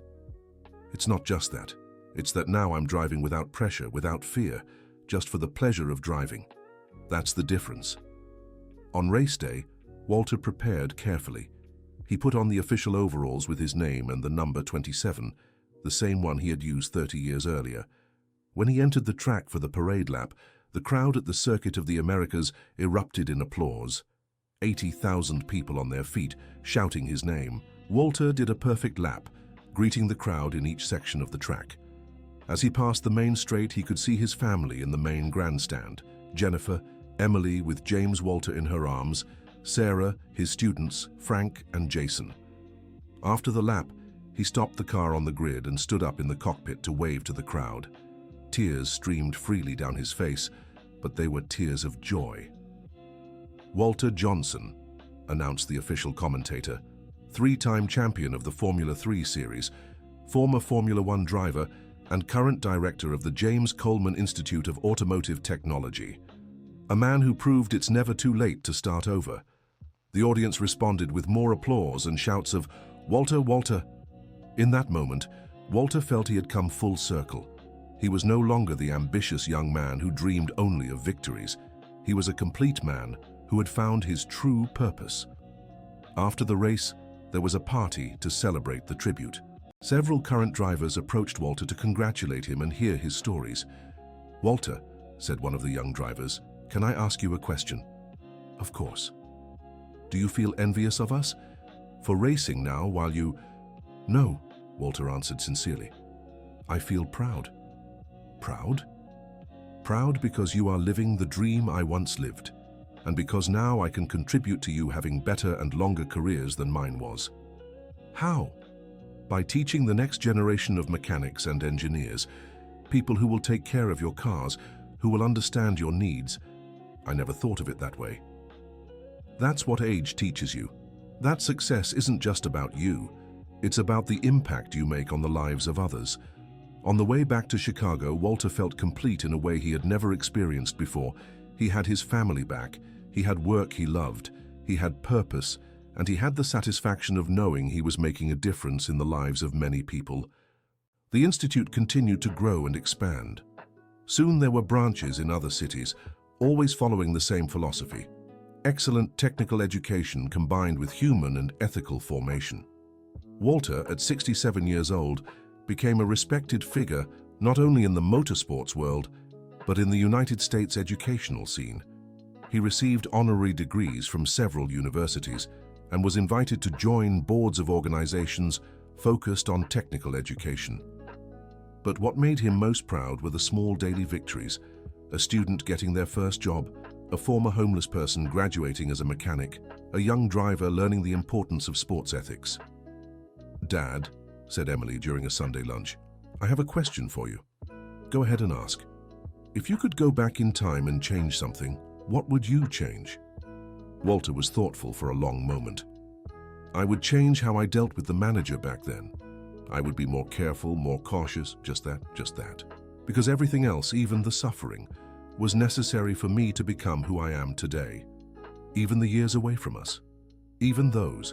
Because they taught me the value of having a family. If I hadn't lost you, maybe I never would have learned to appreciate you." Jennifer, who was listening to the conversation while taking care of her grandson, smiled. "Walter, do you remember what you used to say when we were young?" "What did I say?" "That you were going to be world champion and that would solve all our problems." "I remember, I was naive." "You weren't naive, you were young. But you know something? You became a champion in something much more important." "In what?" "In being a good person." Walter looked around the table. Jennifer, Emily, the grandson sleeping in his mother's lap, and through the window he could see the workshop where everything had started over. "You know something?" he said. "I feel like the luckiest man in the world." "Why, Grandpa?" asked Emily, playing with the title. "Because how many people get the chance to have two completely different lives? I lived the life I dreamed of when I was young, and now I'm living the life I need as an adult." "And which one do you prefer?" asked Jennifer. "This one, without a doubt, because this life has you." On that Sunday afternoon, as he watched his grandson sleeping and talked with the most important women in his life, Walter Johnson finally understood what true happiness was. It wasn't the adrenaline of a victory, nor the applause of a crowd. It was the peace of knowing he was exactly where he should be, doing exactly what he should be doing, surrounded by the people who truly mattered. In the following years, the James Coleman Institute became an international reference in automotive education. Delegations from other countries came to study the methodology developed by Walter, which combined technical excellence with human development. He was invited to give lectures around the world, but rarely accepted long trips. He preferred to stay close to his family and students. "Professor," said a journalist during an interview in 2028, "don't you consider yourself an inspiration?" "I consider myself someone who learned that the true victory is helping others to win." "Do you have any advice for people going through difficulties similar to what you went through?" "Yes, never give up. No matter how dark the situation may seem, there's always a light at the end of the tunnel. Sometimes the light takes a while to appear, but it always does." "And how does one find that light?" "By helping others. When you stop looking only at your own problems and start helping other people, you discover that your problems aren't as big as they seemed." Any final message? Yes. For those listening who think it's too late to start over, it's not. It's never too late. I started over at 65. You can start over at any age. In 2030, on the Institute's 5th anniversary, a special ceremony was organized. Hundreds of former students returned to participate, many already holding important positions in the automotive sector. Walter, now 70 years old, had become an almost legendary figure.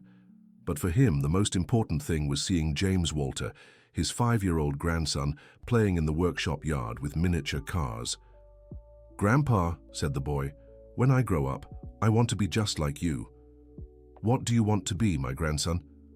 "I want to help people, like you do." Walter picked up his grandson and looked at the workshop that had become much more than a workplace. It was a center for transforming lives, a place where people found hope and purpose. "James Walter," he said to his grandson, "I'll teach you something I learned. No matter what you choose to be in life, the most important thing is to choose to help others." "Why, Grandpa?" "Because when we help others, we help ourselves too. And then everyone becomes happy." The boy smiled and hugged his grandfather. "Grandpa, you're the best grandpa in the world. And you're the best grandson in the world." At that moment, Sarah approached. "Walter, there's someone who wants to talk to you." "Who is it?" "It's a surprise." Walter put his grandson down and followed Sarah to the workshop. There he found a man about 50 years old whom he didn't immediately recognize. "Walter Johnson?" said the man. "Yes. My name is Daniel Coleman. I'm James Coleman's son." Walter was confused. Sarah had never mentioned having a brother. "But, Sarah, we're half-siblings," explained Daniel. "My father had a previous relationship before marrying Sarah's mother." "Daniel," said Sarah, "I only found out about his existence a few months ago. Why did you come looking for me?" asked Walter. "Because I need to thank you." "Thank me for what?" "For giving purpose to the last phase of my father's life." Daniel explained that he had grown up distant from his father due to old family problems. Only recently had he discovered about James Coleman's obsession with proving Walter's innocence. "When I was a child," Daniel shared, "my father constantly talked about you. I thought it was just nostalgia for a time that had passed. Only now do I understand that he was carrying a huge burden for not being able to help you back then." "Your father helped me more than you realize," said Walter. "He preserved my innocence when even I didn't believe in it. That's why I'm here. I want to work at the Institute. Not out of pity or obligation, but because I want to continue the work my father started." Sarah was moved by the proposal from her half-brother whom she barely knew. "Daniel, do you have experience with automobiles?" "I do. I'm an electrical engineer, and I've worked with automotive electronic systems for 20 years. I've always wanted to apply my knowledge to something more meaningful." Daniel's arrival brought a new dimension to the Institute. His specialization in automotive electronics perfectly complemented Walter's mechanical knowledge and Emily's engineering expertise. "Now we have a complete team," said Jennifer during a family meeting. "Mechanics, electronics, and management." "It's like putting together a Formula One team," joked Walter. "Each person with their specialty, but all working toward the same goal." The Institute began offering more advanced courses, including state-of-the-art electronic diagnostics and competition car preparation. The school's reputation grew so much that automakers began recruiting students even before graduation. But Walter always maintained his focus on the human aspect of education. "Technique you learn here," he would tell each new class, "but character you bring from home, and it's character that will determine what kind of professionals you'll become." James Walter, now 6 years old, had become the Institute's unofficial mascot. He spent afternoons playing in the workshop, watching students work and asking questions about everything. "Grandpa," he asked one day, "why don't you have hair on your head?" "Because Grandpa has lived a long time, my grandson, and when you live a long time, your hair goes away." "But is Grandpa sad about being old?" "No, my grandson, being old is good, because when you're old, you know many things." "What kind of things?" "You know that the most important thing in life isn't being the fastest or the strongest. It's being good to people." The boy absorbed these lessons with the naturalness of children, but Walter knew they were planting important seeds for the future. In 2031, the Institute received a special visit. The new president of the United States Auto Racing Confederation wanted to see the work being developed there. "Mr. Walter," said the president, Dr. Robert Smith, "I have a proposal to make." "What kind of proposal?" "We want the Institute to become the official technical training center for United States auto racing." "What would that mean?" "It would mean official resources, international recognition, and the possibility of expanding nationwide." Walter looked at Sarah, Emily, and Daniel, who were present at the meeting. "May I speak with my team?" "Of course. Take whatever time you need." After the president left, The four gathered in the office. "What do you think?" asked Walter.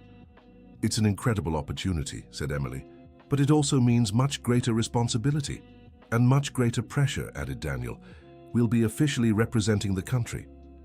"Sarah, what's your opinion?" "I think we should accept, but with our conditions." "What conditions?" "That we maintain our educational autonomy, that we continue prioritizing human development alongside technical training, and that we don't let bureaucracy interfere with our direct work with students." "I agree," said Walter. "And I have one more condition." "What?" "That we always maintain the Second Chances program. No matter how official the institute becomes, there will always be space for people who need to start over." Everyone agreed unanimously. The partnership with the Confederation transformed the institute into a nationwide institution. Soon there were units in 10 cities across the United States, always maintaining the same principles established by Walter.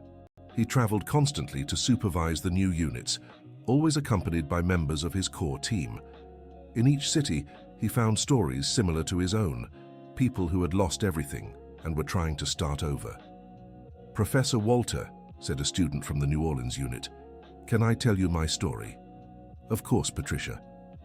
"I was the manager of a transportation company. 3 years ago, I was accused of theft by a partner who wanted to push me out of the business. I lost everything, my job, my reputation, my family." "And how did you end up here?" "I saw a report about the institute on television, about people who managed to start over by learning a new trade." "And are you enjoying the course?" "I'm loving it, and for the first time in years I have hope again." "Hope is the most important thing there is, Patricia. Without hope, we can't go on." "Professor, can I ask you a personal question?" "Go ahead. How did you manage to keep hope during all those difficult years?" Walter thought about the question as he watched the other students working. "You know, Patricia, there were times when I lost hope completely. Times when I thought it would be better to give up on everything. What made you keep going?" "The memory of the people who believed in me. Even when I didn't believe in myself, I knew there were people who had seen me do good things. That gave me the strength to try for one more day. And it worked. It did. But it took a long time. That's why it's important not to give up. Sometimes life takes a while to show us why we had to go through certain things." These conversations with students from all over the country enriched Walter in a way he hadn't expected.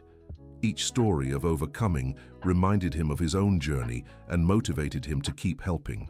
In 2032, James Walter turned 7 and began to show a genuine interest in cars. Walter decided it was time to start teaching his grandson about basic mechanics. "Grandpa," the boy asked during an impromptu lesson, "why do cars need gasoline?" "Because gasoline has energy stored inside it. When it burns in the engine, that energy turns into movement." "How does it work?" "It's like your body, my grandson. You eat food to have energy to play. The car eats gasoline to have energy to move." "What about electric cars?" "Those eat electrical energy. It's like having a different kind of food, but the result is the same." James Walter absorbed everything with a natural curiosity. Walter saw in him the same passion for understanding how things worked that he himself had had as a child, but he was also careful not to put pressure on the boy. "James Walter," he said one day, "do you like learning about cars?" "I do, Grandpa, but I like other things too." "What other things?" "I like to draw, to play soccer, to play with my friends. That's good. It's important to like many different things." "Grandpa, did you only like cars when you were a kid?" "No. I also like playing soccer, flying kites, playing with my friends, but cars were my special passion." "How did you discover that cars were your special passion?" "Because whenever I saw a car, I wanted to understand how it worked, and when I managed to fix something, I felt very happy. I also feel happy when I understand things." "Then you have the gift of curiosity, my grandson. It's a very special gift." In October 2032, Walter received news that deeply moved him. The Fédération Internationale de l'Automobile, the World Motorsport Organization, had decided to create an annual award called the Walter Johnson Award to honor people who contributed to ethical development in the sport. "Walter," said Dr. Mendoza, who was now the Institute's permanent lawyer, This is a worldwide recognition of your work. I can't believe my name will be associated with an international award. Believe it. And do you know who the first recipient will be? Who? You yourself. The award ceremony took place in Monte Carlo during the FIA's annual assembly. Walter was accompanied by his entire family: Jennifer, Emily, his son-in-law Philip, James Walter, Sarah, Daniel, and some of his oldest students. "Ladies and gentlemen," said the FIA president, "it is an honor to present the first winner of the Walter Johnson Award. A man who turned adversity into opportunity, who converted personal suffering into collective benefit." When Walter took the stage, he received a standing ovation from everyone present. There were sports officials, current drivers, journalists, and personalities from the world of motorsports. "I've received many awards throughout my career as a driver," he said in his speech, "but none mean as much as this one, because this award represents not just what I achieved, but what we achieved together. Me, my family, my students, everyone who believed it was possible to turn a personal tragedy into a positive force. Motorsports gave me many joys when I was young, but it gave me even more joys now that I'm old, because now I understand that the true purpose of any knowledge is to share it. I dedicate this award to all the people who once lost everything and thought they had no more value. You have value, we all have value. We just need the opportunity to show that value. And I especially dedicate it to my grandson, James Walter, who is here with me today, so that he grows up knowing that it doesn't matter how many times we fall. What matters is how many times we get back up." The speech was broadcast live to the United States and generated a national outpouring of emotion. Walter became a symbol of overcoming not just in motorsports, but in American society as a whole. Upon returning to the United States, they found the workshop decorated with banners and welcome posters. The students, former students, and the entire local community had mobilized for a surprise party. "Professor Walter," said Fiona, who was now an instructor at the Institute, "I want to thank you for teaching me that competence has no age or appearance." "Fiona, you always had competence. I just helped you discover it." "That's not true. When I arrived here, I was just a lost girl who didn't believe in herself. You taught me that I could be anything I wanted. And look what you've become. One of the best instructors I've ever seen." During the party, Walter had the opportunity to speak individually with many former students who had returned for the celebration. Each conversation was a confirmation that the Institute was fulfilling its purpose. "Professor," said Chris, who now worked as a workshop foreman at an automaker, "can I tell you something?" "Of course, Chris." "Yesterday they promoted a young man at my company just because he said he studied at the James Coleman Institute. The manager said that anyone who graduated here already has a guarantee of quality. That's a big responsibility for us." "Yeah, but you deserve that reputation. Not us, Chris, you. You are the ones who built this reputation by being excellent professionals." "Professor, can I make a confession?" "Go ahead." "When I was a student here, I thought you were very demanding. Sometimes I even complained. And now I'm grateful every day. Because it was that demanding nature that prepared me for the job market." Conversations like this repeated constantly. Walter realized he had created not just an educational institute, but an extended family of professionals who carried his values wherever they went. At the end of 2032, Jennifer made an announcement that surprised everyone. "Everyone," she said during Sunday dinner, "I have some news." "What news?" asked Emily. "I received a marriage proposal." The silence that followed was absolute. Walter was frozen with his fork halfway to his mouth. "Marriage?" asked Sarah. "Yes. From Dr. Henry, the cardiologist who brought the classic sport to the shop 2 years ago. Do you remember him?" "I remember," said Walter with a choked voice. "He seemed like a very good man." "He is a wonderful man.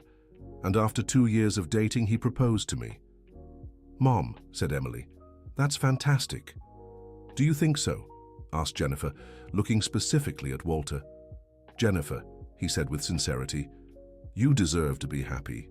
If he makes you happy, you have my blessing." "Walter, are you sure?" "I am. You already sacrificed many years of your life for my sake. It's time for you to think about yourself. And you, how do you feel about this?" Walter took a deep breath before answering. I feel a pang of sadness, because part of me always dreamed that we could try again. But I also feel joy because you found someone who can give you what I couldn't. Walter, Jennifer, we had our chance, and it was beautiful while it lasted. Now you deserve a new chance to be happy. Jennifer stood up and hugged Walter. Thank you for understanding. Thank you for waiting for me to come back, even knowing I might never return. Jennifer's wedding was held in a simple but moving ceremony. Walter not only attended, but also walked Jennifer down the aisle, taking on the role her father would have had. Jennifer, he whispered before giving her away to Dr. Henry, be happy. You deserve all the love in the world. Thank you, Walter, for everything. Doctor. Henry proved to be an understanding and generous man. Not only did he respect Jennifer's relationship with Walter, but he also became a supporter of the Institute. Walter, he said during the reception, I want you to know I greatly admire what you've done. Not every man could rebuild his life the way you did. Dr. Henry, take good care of her. She is a special woman. I know that, and I promise I will make her happy. That's all I want. The new family dynamic established itself naturally. Jennifer continued working at the Institute, now dividing her time between work and her new married life. Walter discovered it was easier than he expected to see his ex-wife happy with another man.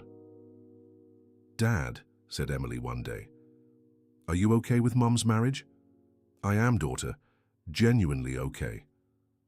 How do you manage?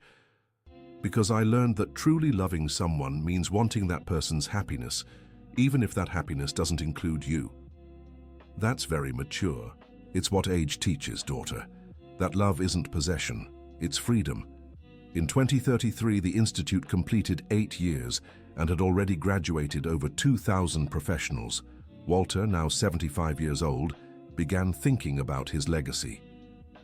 Sarah, he said one day, I need to start preparing my succession. Succession? You're not going anywhere.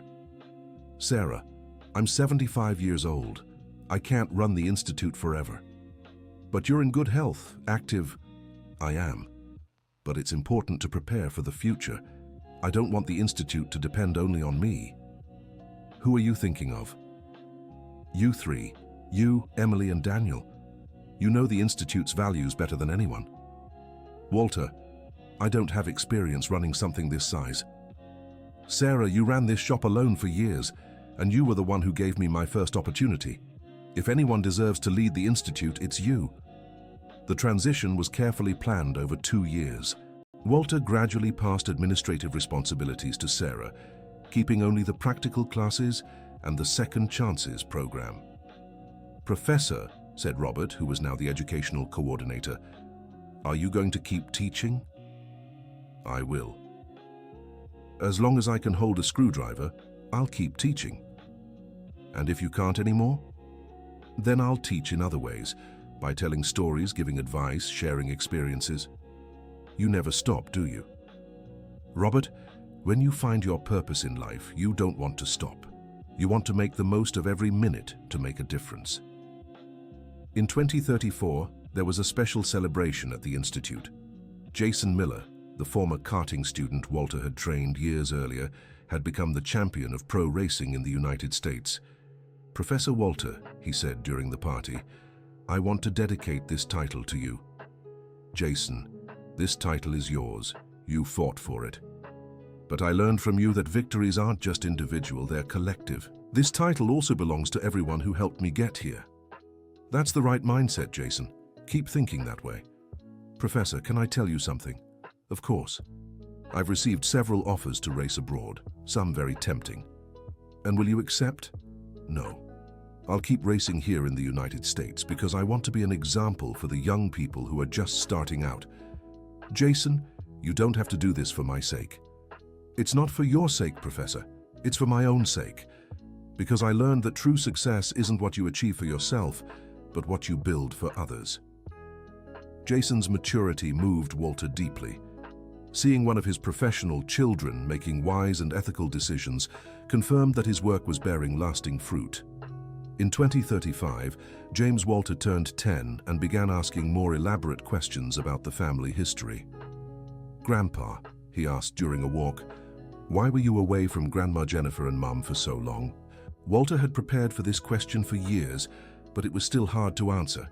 "My grandson, sometimes adults make mistakes, and when they make very big mistakes, they think the best way to protect the people they love is to stay away from them. But isn't that true? It's not. The truth is that when we make a mistake, the best thing is to apologize and try to fix the mistake, not run away." "Did you run away?" "I did, and it was the biggest mistake of my life. But then you came back." "I came back, but it took me a long time, and because of that I missed many important moments." "What moments?" "I missed seeing your mother grow up. I missed her first steps, her first words, her first day of school." "Does that make you sad?" "It does, but I'm also happy because now I can be there for your first moments." "Grandpa, do you promise you won't run away from me?" "I promise, my grandson. I promise I'll always be here for you." "Even when you get really old?" "Even when I get really old. And when I can't walk anymore, you'll come visit me." "I promise too, Grandpa."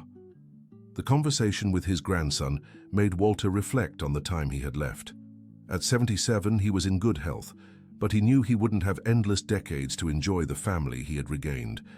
He decided to intensify his moments with James Walter, creating special traditions the boy could remember when he grew up. Every Saturday morning, they had a special breakfast in the apartment above the workshop. Walter told stories of his childhood, his racing days, and the time he lived on the streets. "Grandpa," said James Walter during one of these breakfasts, "do you get sad when you remember the time you were on the street?" "I don't get sad, my grandson. I'm grateful." "Grateful for what?" "Because that experience taught me things I never would have learned otherwise." "What things?" "It taught me that every person has value, no matter their situation. It taught me that small acts of kindness can save lives. And it taught me that losing everything is sometimes necessary to discover what really matters." "What really matters, Grandpa?" "Family, my grandson, family and the opportunity to help others." In 2036, the Institute received an unusual proposal. A group of European universities wanted to create an exchange program, sending American students to intern at specialized workshops in Europe. "Walter," said the Dean of the University of Turin, "we specifically want students graduated from your institute. Your reputation has reached Europe." "Professor," said Sarah during the meeting, "what do you think?" "I think it's fantastic. It's the internationalization of our values. Would you be willing to supervise the program?" "Not me, but Robert would. He has international experience and knows our methodology." Robert accepted the responsibility with enthusiasm. The exchange program became another way for the Institute to expand its positive influence. In the following months, letters began arriving from former students who were interning in Europe, telling about their experiences and how the Institute's teachings were helping them stand out. "Professor Walter," said a letter from Anthony, who was interning at Speed Racer, "here in Italy they were impressed when I demonstrated the diagnostic technique you taught me. They said they had never seen someone so young with such deep knowledge." Letters like this arrived weekly, filling Walter with pride for the students he had trained. In May 2036, there was a special family meeting. Emily had important news to share. "Dad," she said, "I'm pregnant again." "Again?" Walter was euphoric. "I'm going to have another grandchild?" "Yes, and this time it's a girl." "A granddaughter." James Walter, who was now 11 years old, was also excited. "I'm going to have a little sister. Grandpa, are you going to teach her about cars too?" "I'll teach her whatever she wants to learn, my grandson, cars or anything else." "What if she doesn't like cars?" "Then I'll learn new things to teach her." The prospect of having a granddaughter brought new dreams for Walter. He began to imagine how different it would be to teach a girl who might have completely different interests than his. "Jennifer," he said during a conversation, "do you think I'm getting too old to be a grandfather again?" "Walter Johnson, You have more energy than 50-year-olds. Of course you're not too old. But what if I can't keep up with a small child? Walter, you've been raising James Walter for 11 years, and you're doing a wonderful job. It's different. He was already older when I came back. This time I'll be there from birth. And that's good. You'll have all the experiences you missed with Emily. In August 2036, Hannah Johnson Emily was born. Walter was in the waiting room when Emily came out of the room with the baby. "Dad," she said, "want to meet your granddaughter." Walter held Hannah with infinite care.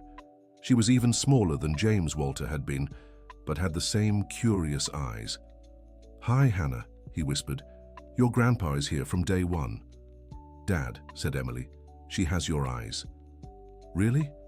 "Yes, and I bet she'll have your curiosity too." In the following months, Walter divided his time between the Institute, visits to his grandchildren, and a new personal project. He decided to create a documentary about the Institute's history, recording the testimonies of everyone who had been part of the journey. "Walter," said the documentary director, "this story needs to be told.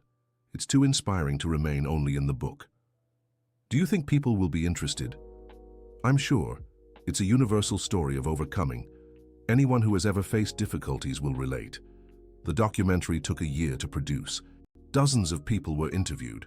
Students, former students, family, mechanics from the workshop, even some of the drivers who had known Walter in the 90s. "Walter was always special," said a former driver during his interview. "Even in the golden era, he treated everyone equally, from the team owner to the boy who washed the cars." "How would you define him?" asked the interviewer. "As someone who never lost his humility, and that's rare in any field, but especially in motorsports." The documentary, The Master of Second Chances, was released in 2037 and became a cultural phenomenon in the United States. It played in theaters, was shown on television, and became educational material in schools across the country. "Professor Walter," said a high school teacher, "may I use your documentary in my classes?" "Of course. For what?" "To teach students about perseverance and ethical values." "I'm honored." "Professor, my students always ask what the secret is to overcoming difficulties. What should I tell them?" "Tell them there is no secret. There's daily work, one day at a time, always trying to be a little better than the day before." "That's all?" "That's all. But it's harder than it seems." In 2038, the Institute celebrated 10 years of existence. For the occasion, a big party was organized that brought together over 1,000 people, including students, alumni, partners, and representatives from the automotive industry. "Professor Walter," said the event host, "in 10 years, the Institute has trained 2,147 professionals. Would you like to say a few words about that?" Walter stepped onto the stage to emotional applause. "When we started the Institute," he said, "our goal was to train 20 students per class. We never imagined it would come to this. But what makes me proud isn't the numbers. It's the quality of the people who have come through here. People who carry technical knowledge, but also carry human values. Each one of you is an extension of this family. Wherever you are, you represent not just your own names, but the values we learned together here. And for the new students who are arriving, I want to say, you are entering a family that will support you not just during the course, but for your entire lives. Because that's what families do. They support, teach, and never give up on each other." During the party, Walter had the opportunity to speak with representatives from various automakers that had become partners of the Institute. "Mr. Walter," said the director of the Brazilian branch of a German automaker, "we want to make a proposal." "What kind of proposal?" "We want to create a research and development center in partnership with the Institute, focused on sustainable technologies for automobiles." "That would be amazing. But why did you choose us?" "Because you don't just train technicians, you train thinkers. And that's what we need to develop the technologies of the future." The proposal resulted in the creation of the Center for Sustainable Automotive Innovation, a partnership between the Institute and several international companies. Emily was chosen to lead the center, applying her engineering background to develop environmentally responsible solutions. "Dad," she said during the center's inauguration, Remember when you told me that talent alone isn't enough? I do. Now I understand what you meant. Talent got me here, but it was the values you taught me that will make a difference in the work we're going to do. What values? Responsibility, ethics, and especially the understanding that our work impacts other people's lives. The center quickly became a reference in sustainable automotive research. Students from American and foreign universities came to do internships, always impressed by the humanized approach to technology. "Professor Emily," said a German intern, "it's different working here. You care not just about technical efficiency, but about the social impact of innovations." "We learned that from my father," replied Emily. "He always taught us that technology without humanity is dangerous." How so? Because technology is a tool, and tools can be used for good or for evil. The difference lies in the people who use these tools. This philosophy spread through all the center's projects. Every innovation developed was evaluated not just for its technical feasibility, but also for its social and environmental impact. In 2039, Walter turned 80. To celebrate, the family organized an intimate party, just with the closest people. "Grandpa," said James Walter, now 14, "can I give you my present before the others?" "Of course, my grandson." James Walter brought a large envelope. Inside was a detailed drawing of a Formula One car with the number 27. "I drew the car you used to drive," he said. "I researched photos online and tried to make it just the same." "It's perfect, my grandson. Thank you very much. Grandpa, can I ask you something?" "You may." "Do you miss driving?" "Sometimes I do. But I don't miss the pressure and the stress. I miss the feeling of freedom that speed gave." "Would you like to drive again?" "I would like to drive for fun. No pressure, no competition. Just for the joy of driving." Hannah, who was now 3 years old, came toddling over. "Grandpa, I want to give a present too." She handed over a drawing made with crayons. It was clearly a car, though quite abstract. "It's a pink car," she explained. "For Grandpa to take me for rides. It's the most beautiful car I've ever seen, my granddaughter. Grandpa, will you teach me to drive when I grow up? If you want, I'll teach you." "I do. But only if it's in a pink car." "It's a deal. It will be in a pink car." The innocence of the children always moved Walter. They didn't care about his glorious past or his difficulties. To them, he was simply the grandpa who loved them unconditionally. "Walter," said Jennifer during the party, "did you achieve everything you dreamed of?" "I achieved much more than I dreamed, Jennifer. When I was young, I dreamed of being a world champion. Today, I know I became a champion in something much more important." "In what?" "In being a complete person. A father, a grandfather, a teacher, a friend, a champion in building true relationships." "And you don't feel you wasted time?" "I don't. Because every experience prepared me for the next one. The years of glory taught me about talent. The years of difficulty taught me about character. And the current years have taught me about purpose." "You are a wise man, Walter." "I am a man who learned from his mistakes." Dr. Henry, who had become a true friend, approached. "Walter, can I give you some medical advice?" "And you may. Keep doing exactly what you're doing. You have the emotional health of a much younger person." "How so?" "People who find purpose in life age better, and you have clearly found yours." "It took me a while to find it, but I did." "And how long do you plan to stay at the Institute?" "As long as I can contribute. The day I become a burden instead of a help, I will step away." "Walter, I doubt that day will ever come. You have energy for another 20 years. At the end of 2039, there was a special ceremony at the Institute. Walter was to receive the title of Professor Emeritus, recognizing his contributions to technical education in the United States. "Professor Walter," said the dean of the university granting the title, "this recognition is more than deserved. You revolutionized technical education in the country." "It wasn't just me," replied Walter. "It was the whole team that worked with me. But the vision was yours. The idea of combining technical excellence with human development. That idea came from necessity. I knew from my own experience that knowledge without character can be dangerous. And what is your message for new educators? That they never forget they are shaping people, not just professionals, and that every student who passes through their hands can impact hundreds of other lives. The ceremony was broadcast live and watched by thousands of people across the country. Walter had become a beloved national figure, a symbol that it is possible to overcome any adversity. After the ceremony, there was a celebratory dinner. During the dinner, James Walter stood up to speak. "Can I say something?" he asked. "Of course, my grandson." "Grandpa, I'm really proud to have your name, and when I grow up, I want to make you proud of me too."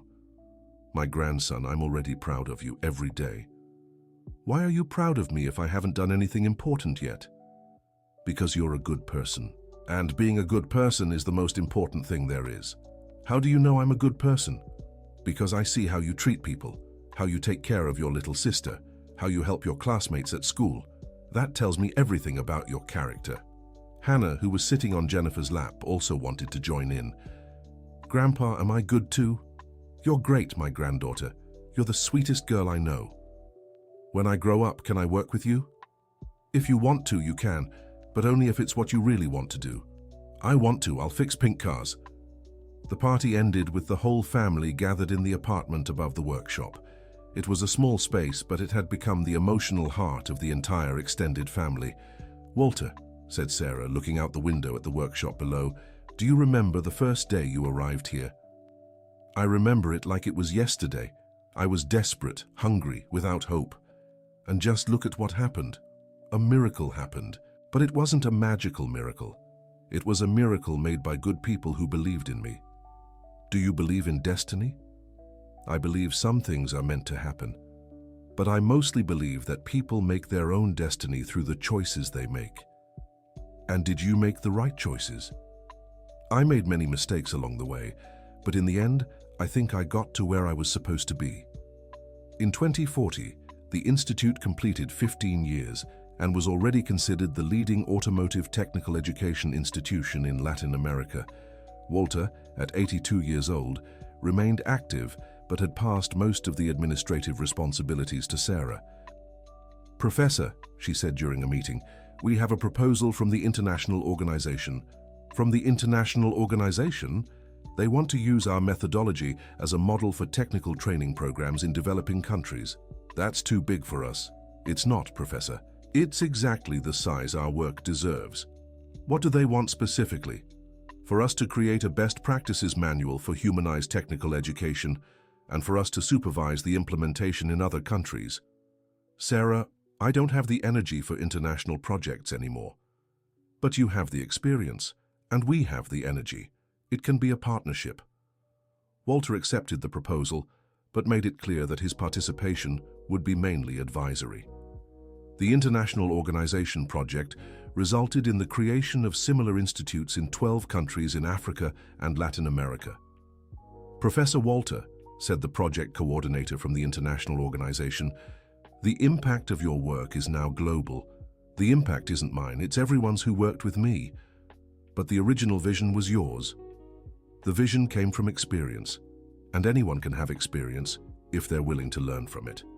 In March 2041, there was a very special celebration. James Walter turned 16 and had decided which career to pursue. "Grandpa," he said during the birthday lunch, "I already know what I want to do with my life." "What do you want to do, my grandson?" "I want to be a teacher, like you." "A teacher of what?" "Mechanics. I want to continue the Institute's work." Walter was moved, but also worried. "My grandson, are you sure? It's a big responsibility." "I'm sure. I've spent 16 years seeing the impact you make on people's lives. I want to do the same. And if you change your mind, then I'll change it, but for now this is what I want. Then I'll teach you everything I know." "You've been teaching me for 16 years already, Grandpa." James Walter officially started as an intern at the Institute, working alongside his grandfather on weekends and school vacations. Walter noticed that his grandson had not just interest, but true talent for teaching. "James," he said after observing his grandson explaining something to a new student, "you have the gift." "What gift?" "The gift of making people understand complex things in simple ways." I learned by watching you, Grandpa. It's not just imitation. You have the natural sensitivity to notice when someone isn't understanding and adjust your explanation. Is that important? It's the most important thing of all, because knowledge without the ability to share it is useless. Hannah, now 5 years old, also began showing interest in the workshop, but in a completely different way than her brother. "Grandpa," she said one day, "why are cars always the same color?" "What do you mean, my granddaughter? Why aren't there pink cars with yellow polka dots? It would be so much prettier." "You're right. It would be prettier. Can I paint a car when I grow up?" "You can paint as many cars as you want." "And can I invent new cars?" "You can invent whatever you want, my granddaughter." Walter realized that Hannah had a creativity and aesthetic vision that could be very valuable for the future of automotive design. "Emily," he said to his daughter, "Hannah might have a talent for design." "You think so?" "I do. She sees possibilities that don't even cross adults' minds. It'll be interesting to follow her development." "It will, and regardless of what she chooses to do, I'll support her completely." In 2042, Walter faced his first serious health crisis. Pneumonia left him hospitalized for 2 weeks, causing panic in the family. "Doctor," asked Emily, "will he be all right?" "He will be," answered Dr. Henry, who had taken over as the family doctor. "But he needs to slow down. At 84 years old, his body needs more rest." "Try convincing him of that," said Jennifer. "He never stops." When Walter was discharged, the whole family gathered to discuss necessary changes. "Dad," said Emily, "you need to reduce your activities." "I can't stop, daughter. Too many people depend on the institute." "Nobody's asking you to stop. We're asking you to slow down." "How?" "Fewer classes per week, fewer trips, more time to rest." "And if the students need me?" "Dad," said Sarah, "you've built an excellent team. The institute won't stop if you slow down." "Besides," Daniel added, "you need to set an example of how to age wisely." The conversation convinced Walter to accept the changes. He reduced his classes from 5 to 3 times a week and stopped traveling to supervise the other units. But he discovered that having more free time also had its advantages. He began following his grandchildren's development more closely and deepened his friendships with people in the community. "Walter," said Mrs. Jenkins, the lady with the beetle he had helped years before, "you seem more at peace now." "I am more at peace, Mrs. Jenkins." "Why?" "Because I finally learned the difference between being necessary and being indispensable." "What's the difference?" "Being necessary means you contribute.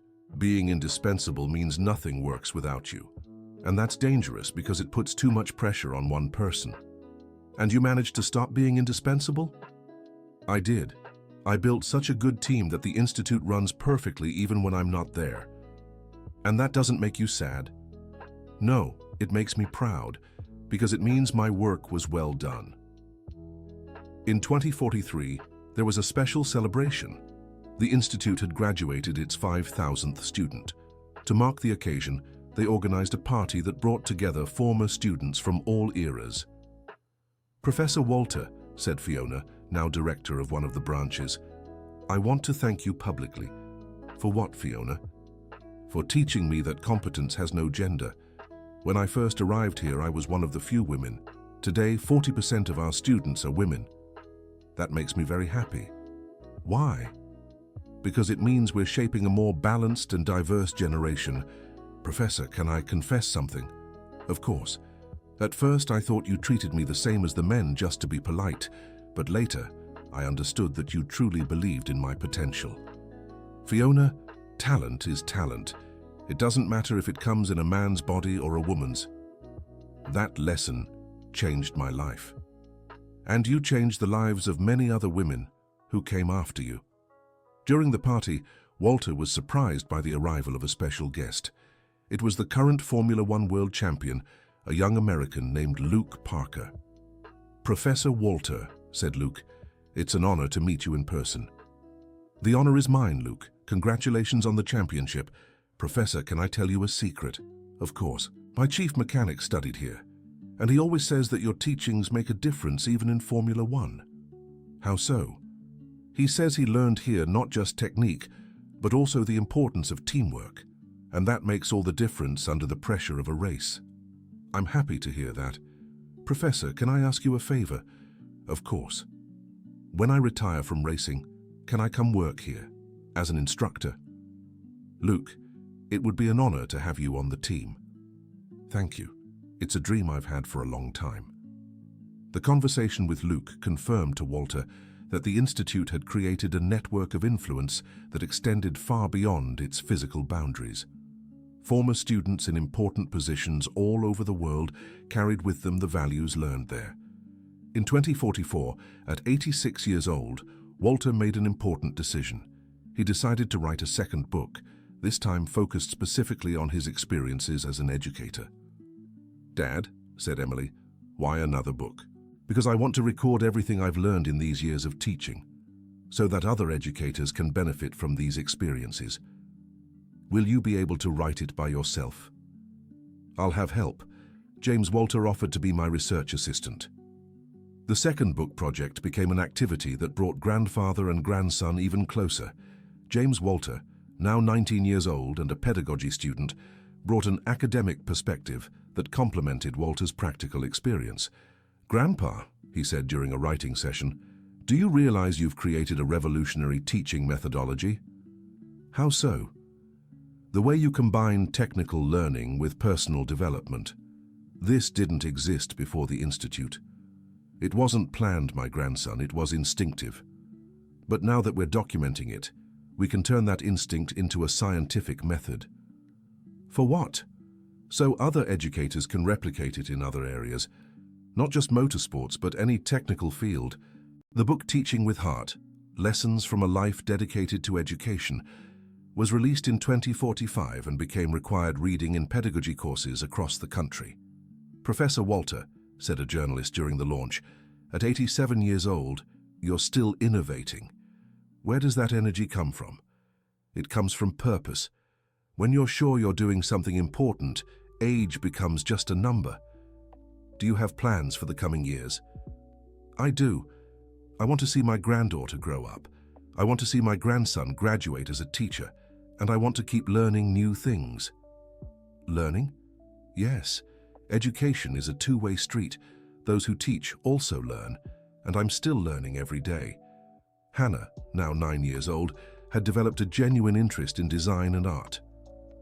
Walter created a small studio at the Institute where she could draw and paint cars with the colors and shapes she imagined.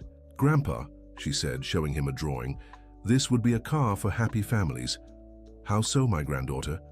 "It has 4 special wheels that never go flat, and it has an engine that doesn't make noise, so it won't wake babies, and it has a special place to store toys."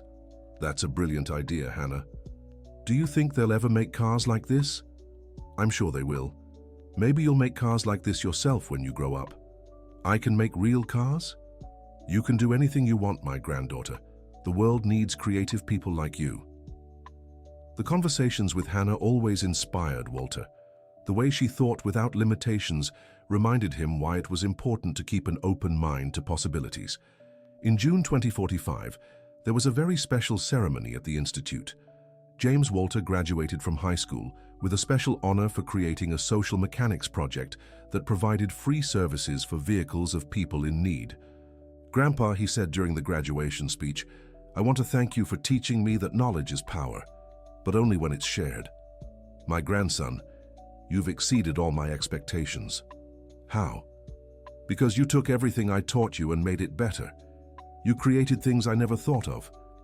I learned from the best teacher in the world." "James, do you really want to pursue a career in education?" "I do, Grandpa, but I want to do it my way." "How?"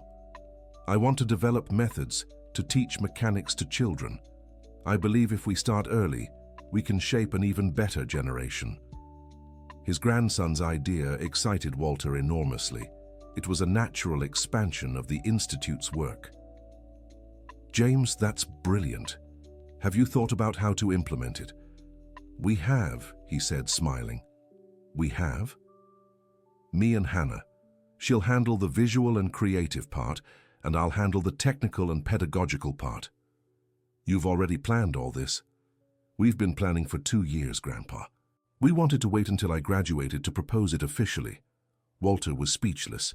His grandchildren had not only inherited his passion, but were ready to take it to the next level. "Kids," he said, using the affectionate nickname, "you make me prouder every day." The children's project was implemented as an extension of the Institute. Little Mechanics offered weekend workshops where children aged 8 to 12 learned basic principles of mechanics through games and playful activities. The first class had 20 children. Within 6 months, there was a waiting list of over 200. "Grandpa," said Hannah, now 10 years old, "the children love the classes." "Why do you think they like it so much?" "Because we treat them as smart, not like babies." "That's an important lesson about education, my granddaughter." "What lesson?" "That no matter a person's age, everyone deserves to be treated with respect and have their abilities recognized." In September 2045, Walter received news that left him deeply thoughtful. His former business manager, Victor Reynolds, had passed away due to health problems.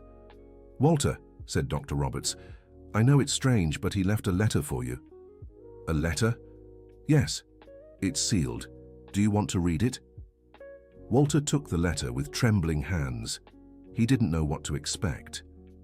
"Walter, if you're reading this, it's because I've finally passed on. I know you probably don't want to read my words, but I need to say a few things. First, you were right about everything. I really did steal your money and sabotage your career. I did it out of greed and envy. I always knew you were a better driver than anyone I ever represented. Second, I've spent the last few years watching the work you've done at the Institute.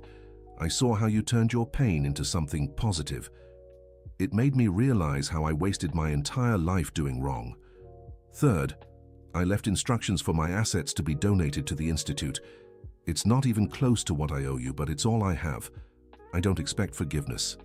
I just wanted you to know that I recognize my mistakes and admire the man you've become. Victor Reynolds. Walter read the letter 3 times before speaking. "Dr. Roberts, did he really leave assets to the Institute?" "He did.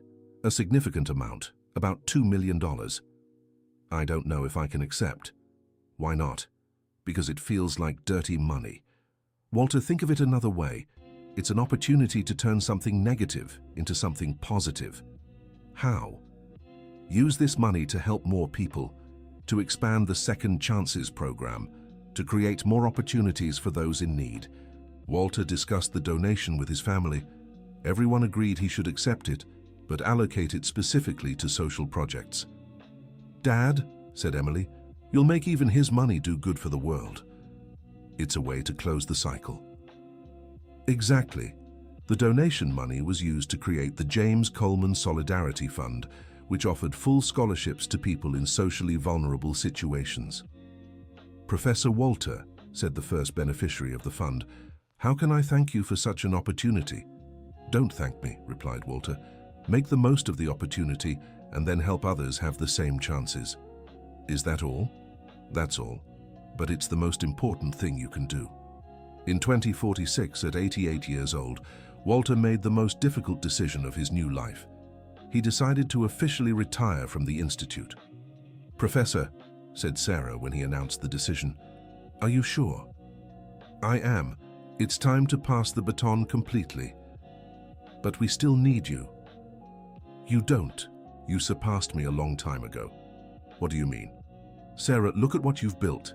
An institute that operates in 15 cities, has trained over 5,000 professionals, and is a global reference.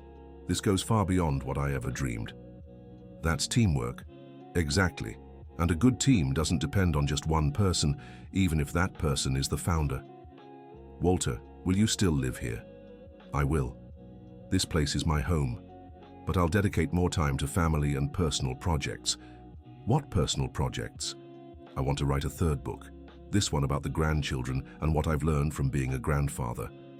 "And you want to follow Helena and James Walter's development more closely." Walter's retirement party was an emotional event that brought together over 1,000 people. Former students came from all over the country to honor him. "Professor," said a former student who was now technical director of an automaker, You changed not just our profession, but our way of seeing life. How? You taught us that professional success without human values is worthless. And have you carried that lesson forward? We have, and we're teaching it to our employees and our children. During his farewell speech, Walter was visibly moved. When I started working here, he said, I was just trying to survive another day. I never imagined this place would become my reason for living. You gave me much more than I gave you. You gave me purpose, family, and the chance to turn my mistakes into useful lessons. Now I'll step away from administrative activities, but I won't step away from you.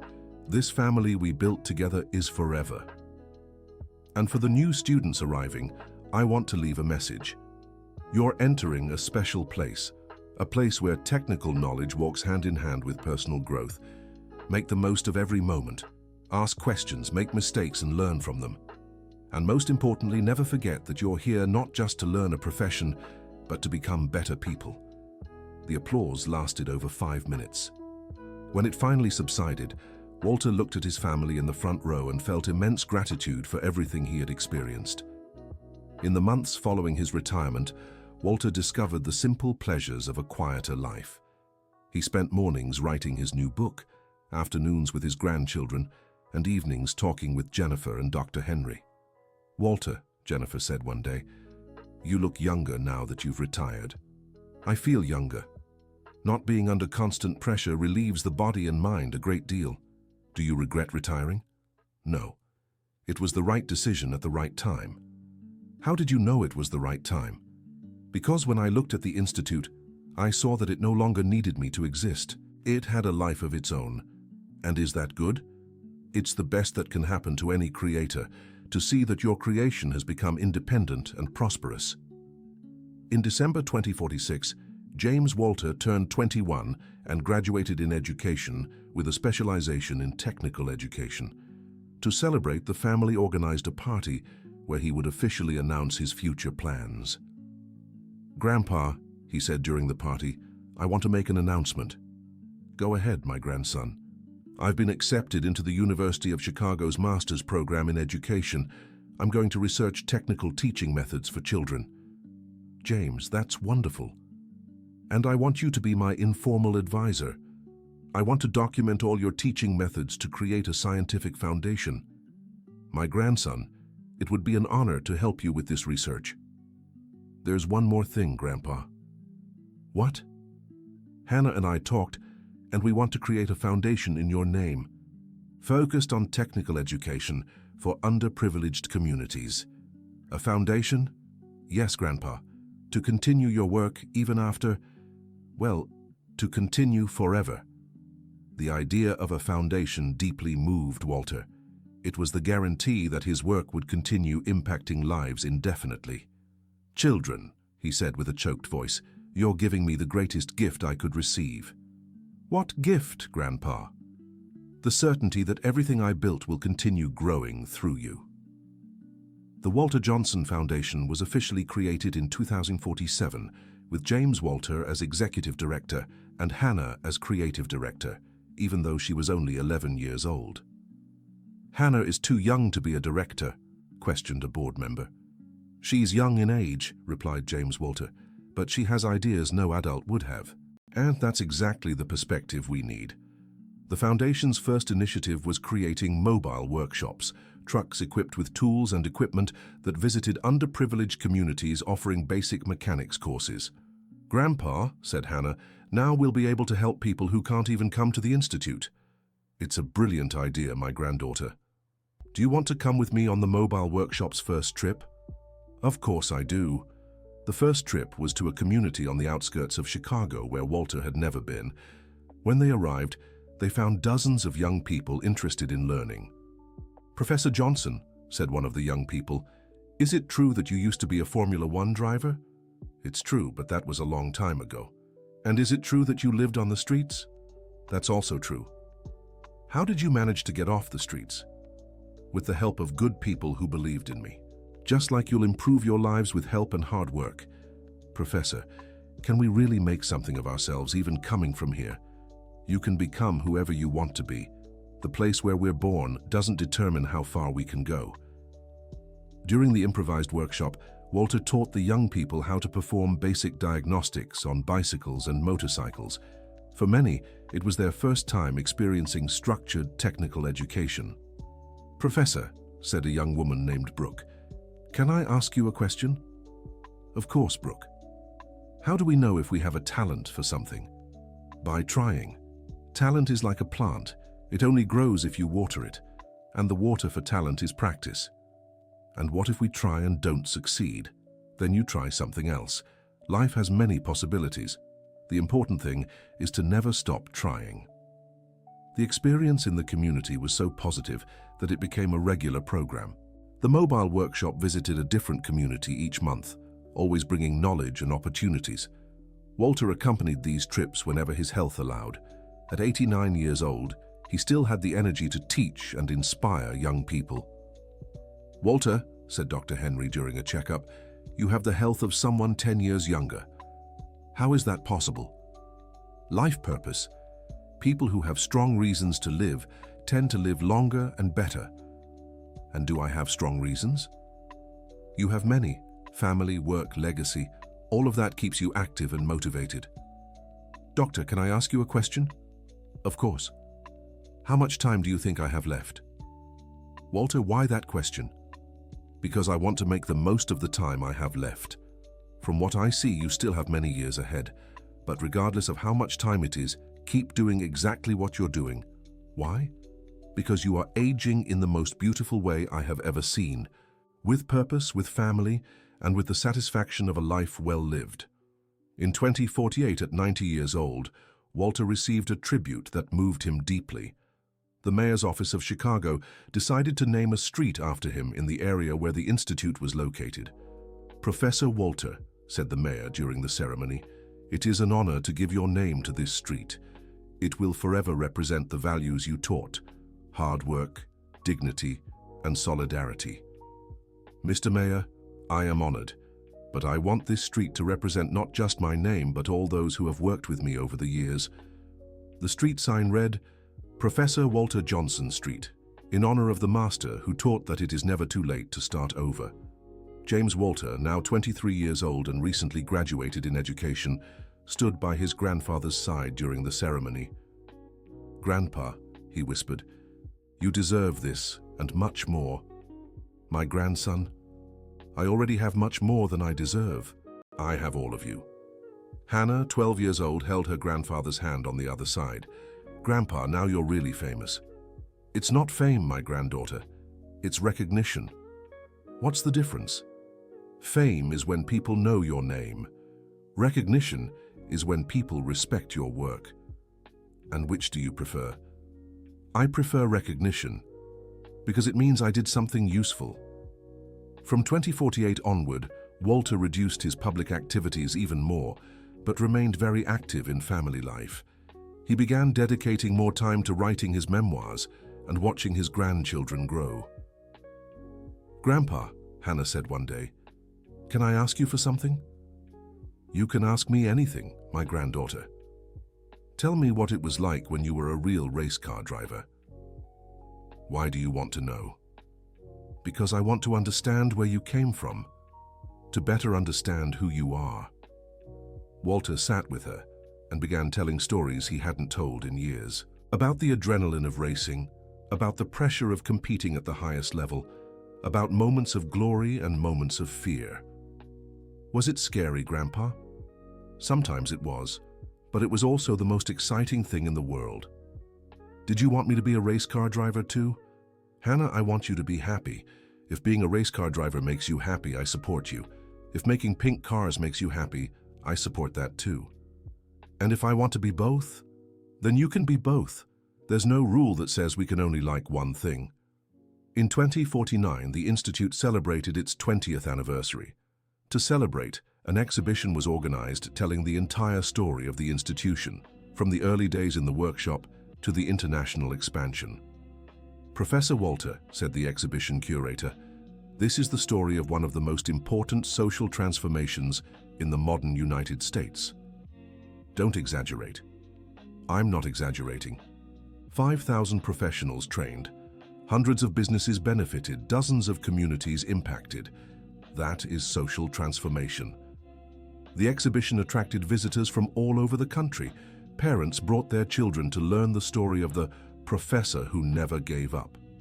Students from various fields came seeking inspiration for their own projects.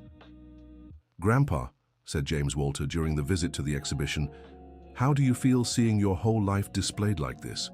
"I feel grateful for having had the opportunity to live a life worth telling." "Would you change anything if you could?" "I would change the pain I caused your grandmother and your mother.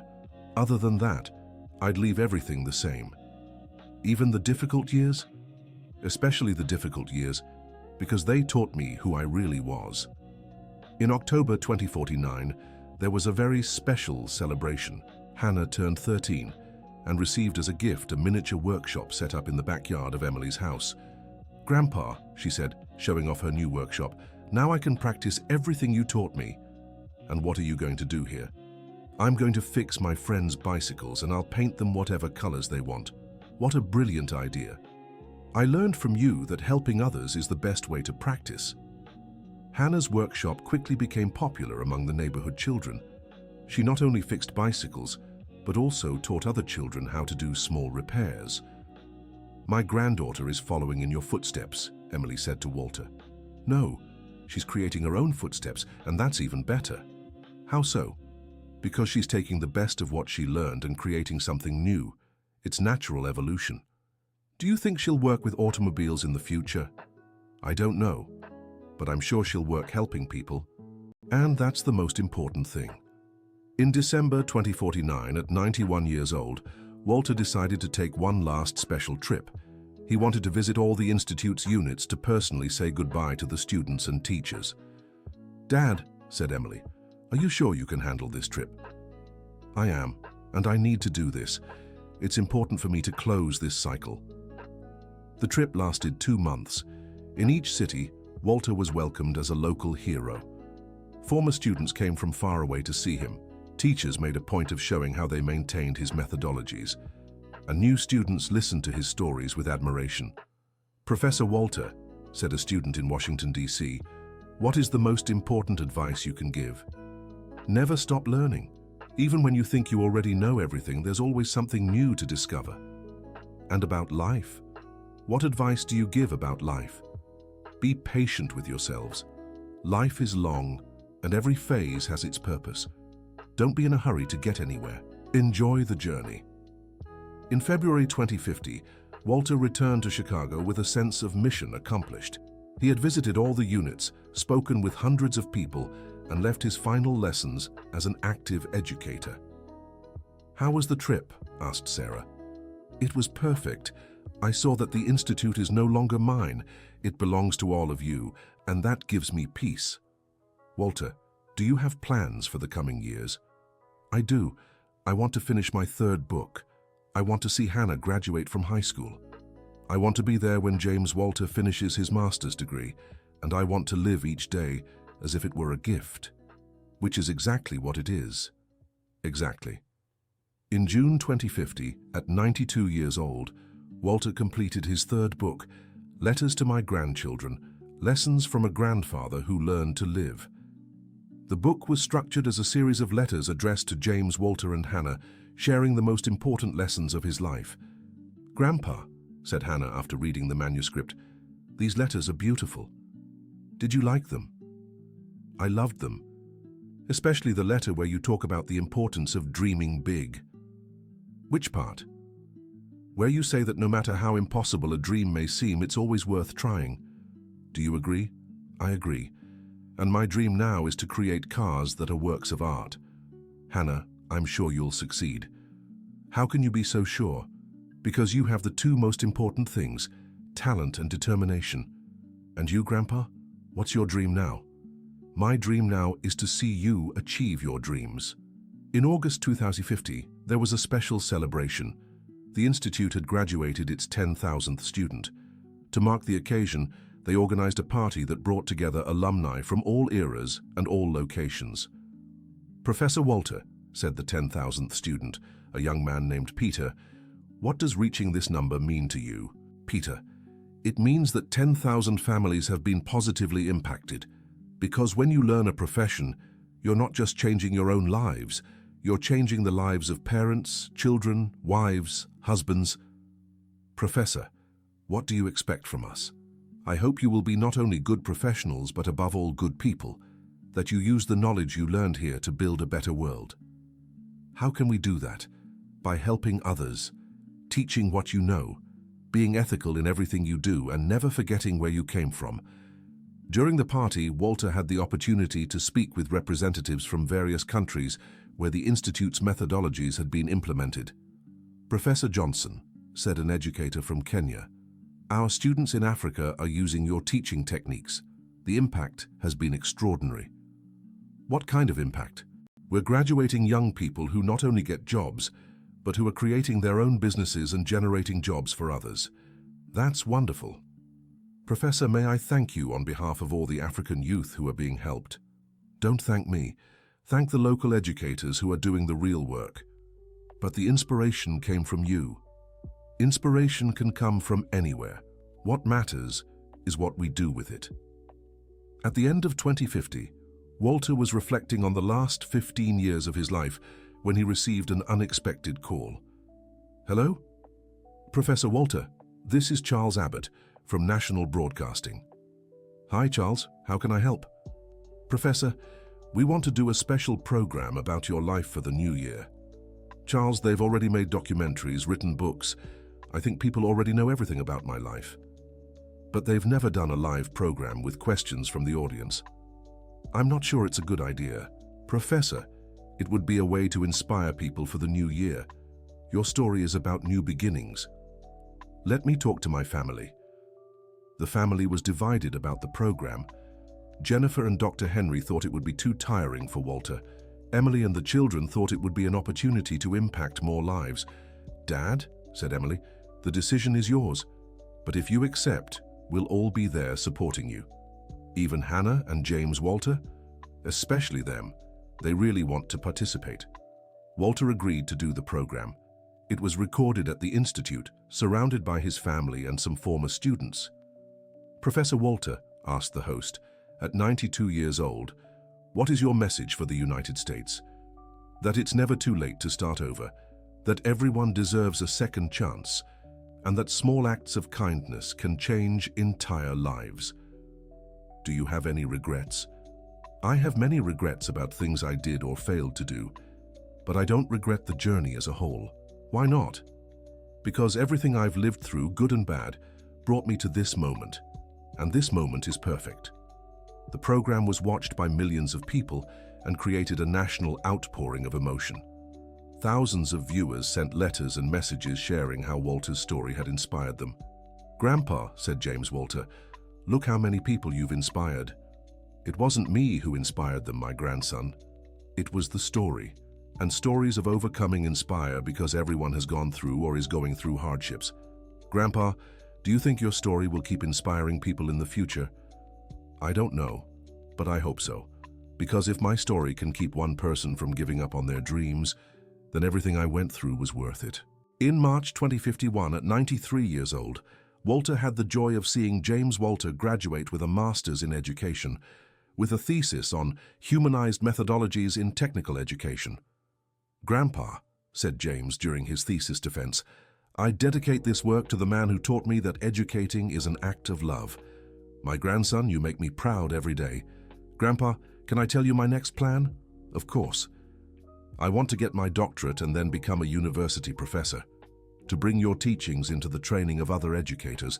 James, that's perfect. It's a way to multiply the impact infinitely. That's what I think. If I train 100 teachers, and each of them trains 1,000 students, and it will be a huge network of impact. Exactly. And it all started with you, Grandpa. In May 2051, Hannah turned 15 and surprised the family with an announcement. Grandpa, she said, I've decided what I want to study in college. What have you decided, my granddaughter? Automotive design engineering. I want to create beautiful and functional cars. Hannah, that suits you perfectly. And you know what my dream is? What? To create the first car specially designed for elderly people, with all the necessary adaptations so you can drive safely and comfortably until you're 100. Hannah's idea impressed the whole family. It was creative, necessary, and socially relevant. "My granddaughter," said Walter with tears in his eyes, "you're going to revolutionize the automotive industry." "I'll try, Grandpa. And when I succeed, I'll give the first car to you. I'll be waiting." In July 2051, Walter received an unexpected visit. It was Jason, now a former professional race car driver and owner of a racing school. "Professor Walter," he said, "I've come with an invitation." "What kind of invitation?" "I want you to be the patron of my school, to give it your name." "Jason, it's an honor. But why my name?" "Because everything I learned about teaching, I learned from you, and I want my school to have the same values as the Institute." "I accept with great pride." "There's one more thing, Professor." "What?" "I want you to do a demonstration lap at the opening, in the same car you drove during the tribute at the Circuit of the Americas years ago." "Jason, I'm 93 years old." "Professor, I'm not asking you to race, just to take a slow lap so people can see the master in action one more time." Walter looked at Emily, who was present during the conversation. "Daughter, what do you think?" "Dad, if you feel safe, I support you." "Jason, I accept. But it really will be just a slow lap." "Professor, it will be the most emotional lap in the history of American motorsport." The opening of the Professor Walter Johnson Racing School was scheduled for October 2051. The whole family attended, along with hundreds of people from the motorsports world. When Walter got into the Formula One car at 93 years old, the crowd erupted in applause. It was an emotional sight, the master who had inspired generations returning to the track where it all began. The lap was slow, as promised, but full of emotion. Walter waved to the crowd in every sector of the track, and when he crossed the finish line, there were tears in the eyes of everyone present. "Professor," said Jason when he got out of the car, "how did it feel?" "I felt like I closed the circle. I started my career on this track in the 80s, was honored here in the 2020s, and now I say goodbye here in the 2050s. "You're saying goodbye?" "I'm saying goodbye to the tracks, but I'm not saying goodbye to racing. As long as I live, I'll keep teaching and learning." In December 2051, during the Christmas dinner, Walter looked around the table and saw his family gathered. Jennifer and Dr. Henry, Emily and Philip, James Walter, now 26 years old, Hannah, 15, Sarah and Daniel, some former students who had become family, and even Robert, who had married and brought his wife and children.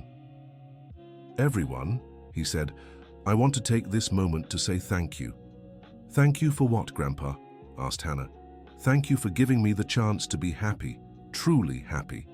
"Grandpa, you were always happy," said James Walter. "No, my grandson. For a long time I thought I was happy, but I was just surviving. True happiness only came when I learned to live for others, not just for myself." "And are you happy now?" "Now I am complete. I have family, I have purpose, I have the satisfaction of a life well lived. I can't ask for anything more." Jennifer raised her glass for a toast. "To Walter," she said, "who taught us that it's never too late to start over and that true love always finds a way back." "To Grandpa," the grandchildren shouted in chorus. "To family," Walter replied, "because family is what defines us, not what we do professionally." That night, after everyone had left, Walter stayed alone in the apartment above the workshop, looking out the window at the street that now bore his name. At 93 years old, he felt a deep peace he had never experienced before. He had started his life dreaming of being a Formula One world champion. He achieved part of that dream, lost everything, and then discovered there were victories much greater than trophies. The victory of reclaiming his family, the victory of turning pain into purpose, the victory of positively impacting thousands of lives, the victory of growing old, surrounded by love and respect.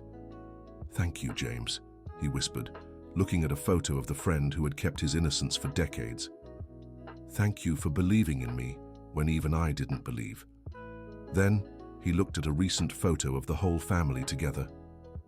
"Thank you," he said softly, "for giving me the chance to be the man I always should have been." Walter Johnson fell asleep that night with the certainty that he had lived not one, but two extraordinary lives, and that the second had been even better than the first because it had been lived with wisdom, humility, and true love. The next morning, he woke up early as he always did, made his coffee, and went down to the workshop. Even retired, he liked to arrive early to see the activity begin. Sarah was already there as always.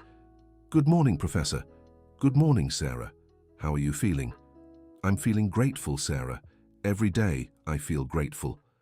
"For what specifically today?" "For having had the chance to see my grandson graduate, my granddaughter grow up, you prosper, the institute flourish.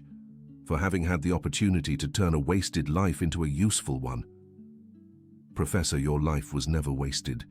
Sarah, without you all it would have been. You saved me." "No, Professor, we saved each other." Walter smiled and looked once more at the workshop that had become his home, his family, and his legacy. It was a beautiful summer morning in Chicago. The sun came through the workshop windows, illuminating young mechanics working with the same passion and dedication he had tried to teach for so many years. His techniques, his values, his lessons were being applied by thousands of people in dozens of countries. His story had inspired countless people not to give up on their dreams. But what made him proudest was knowing he had found peace, the peace of someone who had fulfilled their life's purpose. End of story. Now tell me what you thought of this story and where you're watching from. If you have something to share with us, leave your sincere words in the comments. Do you believe Walter made the right decisions? We'd love to read your opinion. Thank you so much for your company. Don't forget to leave your like and, most importantly, subscribe to the channel so you don't miss other moving stories.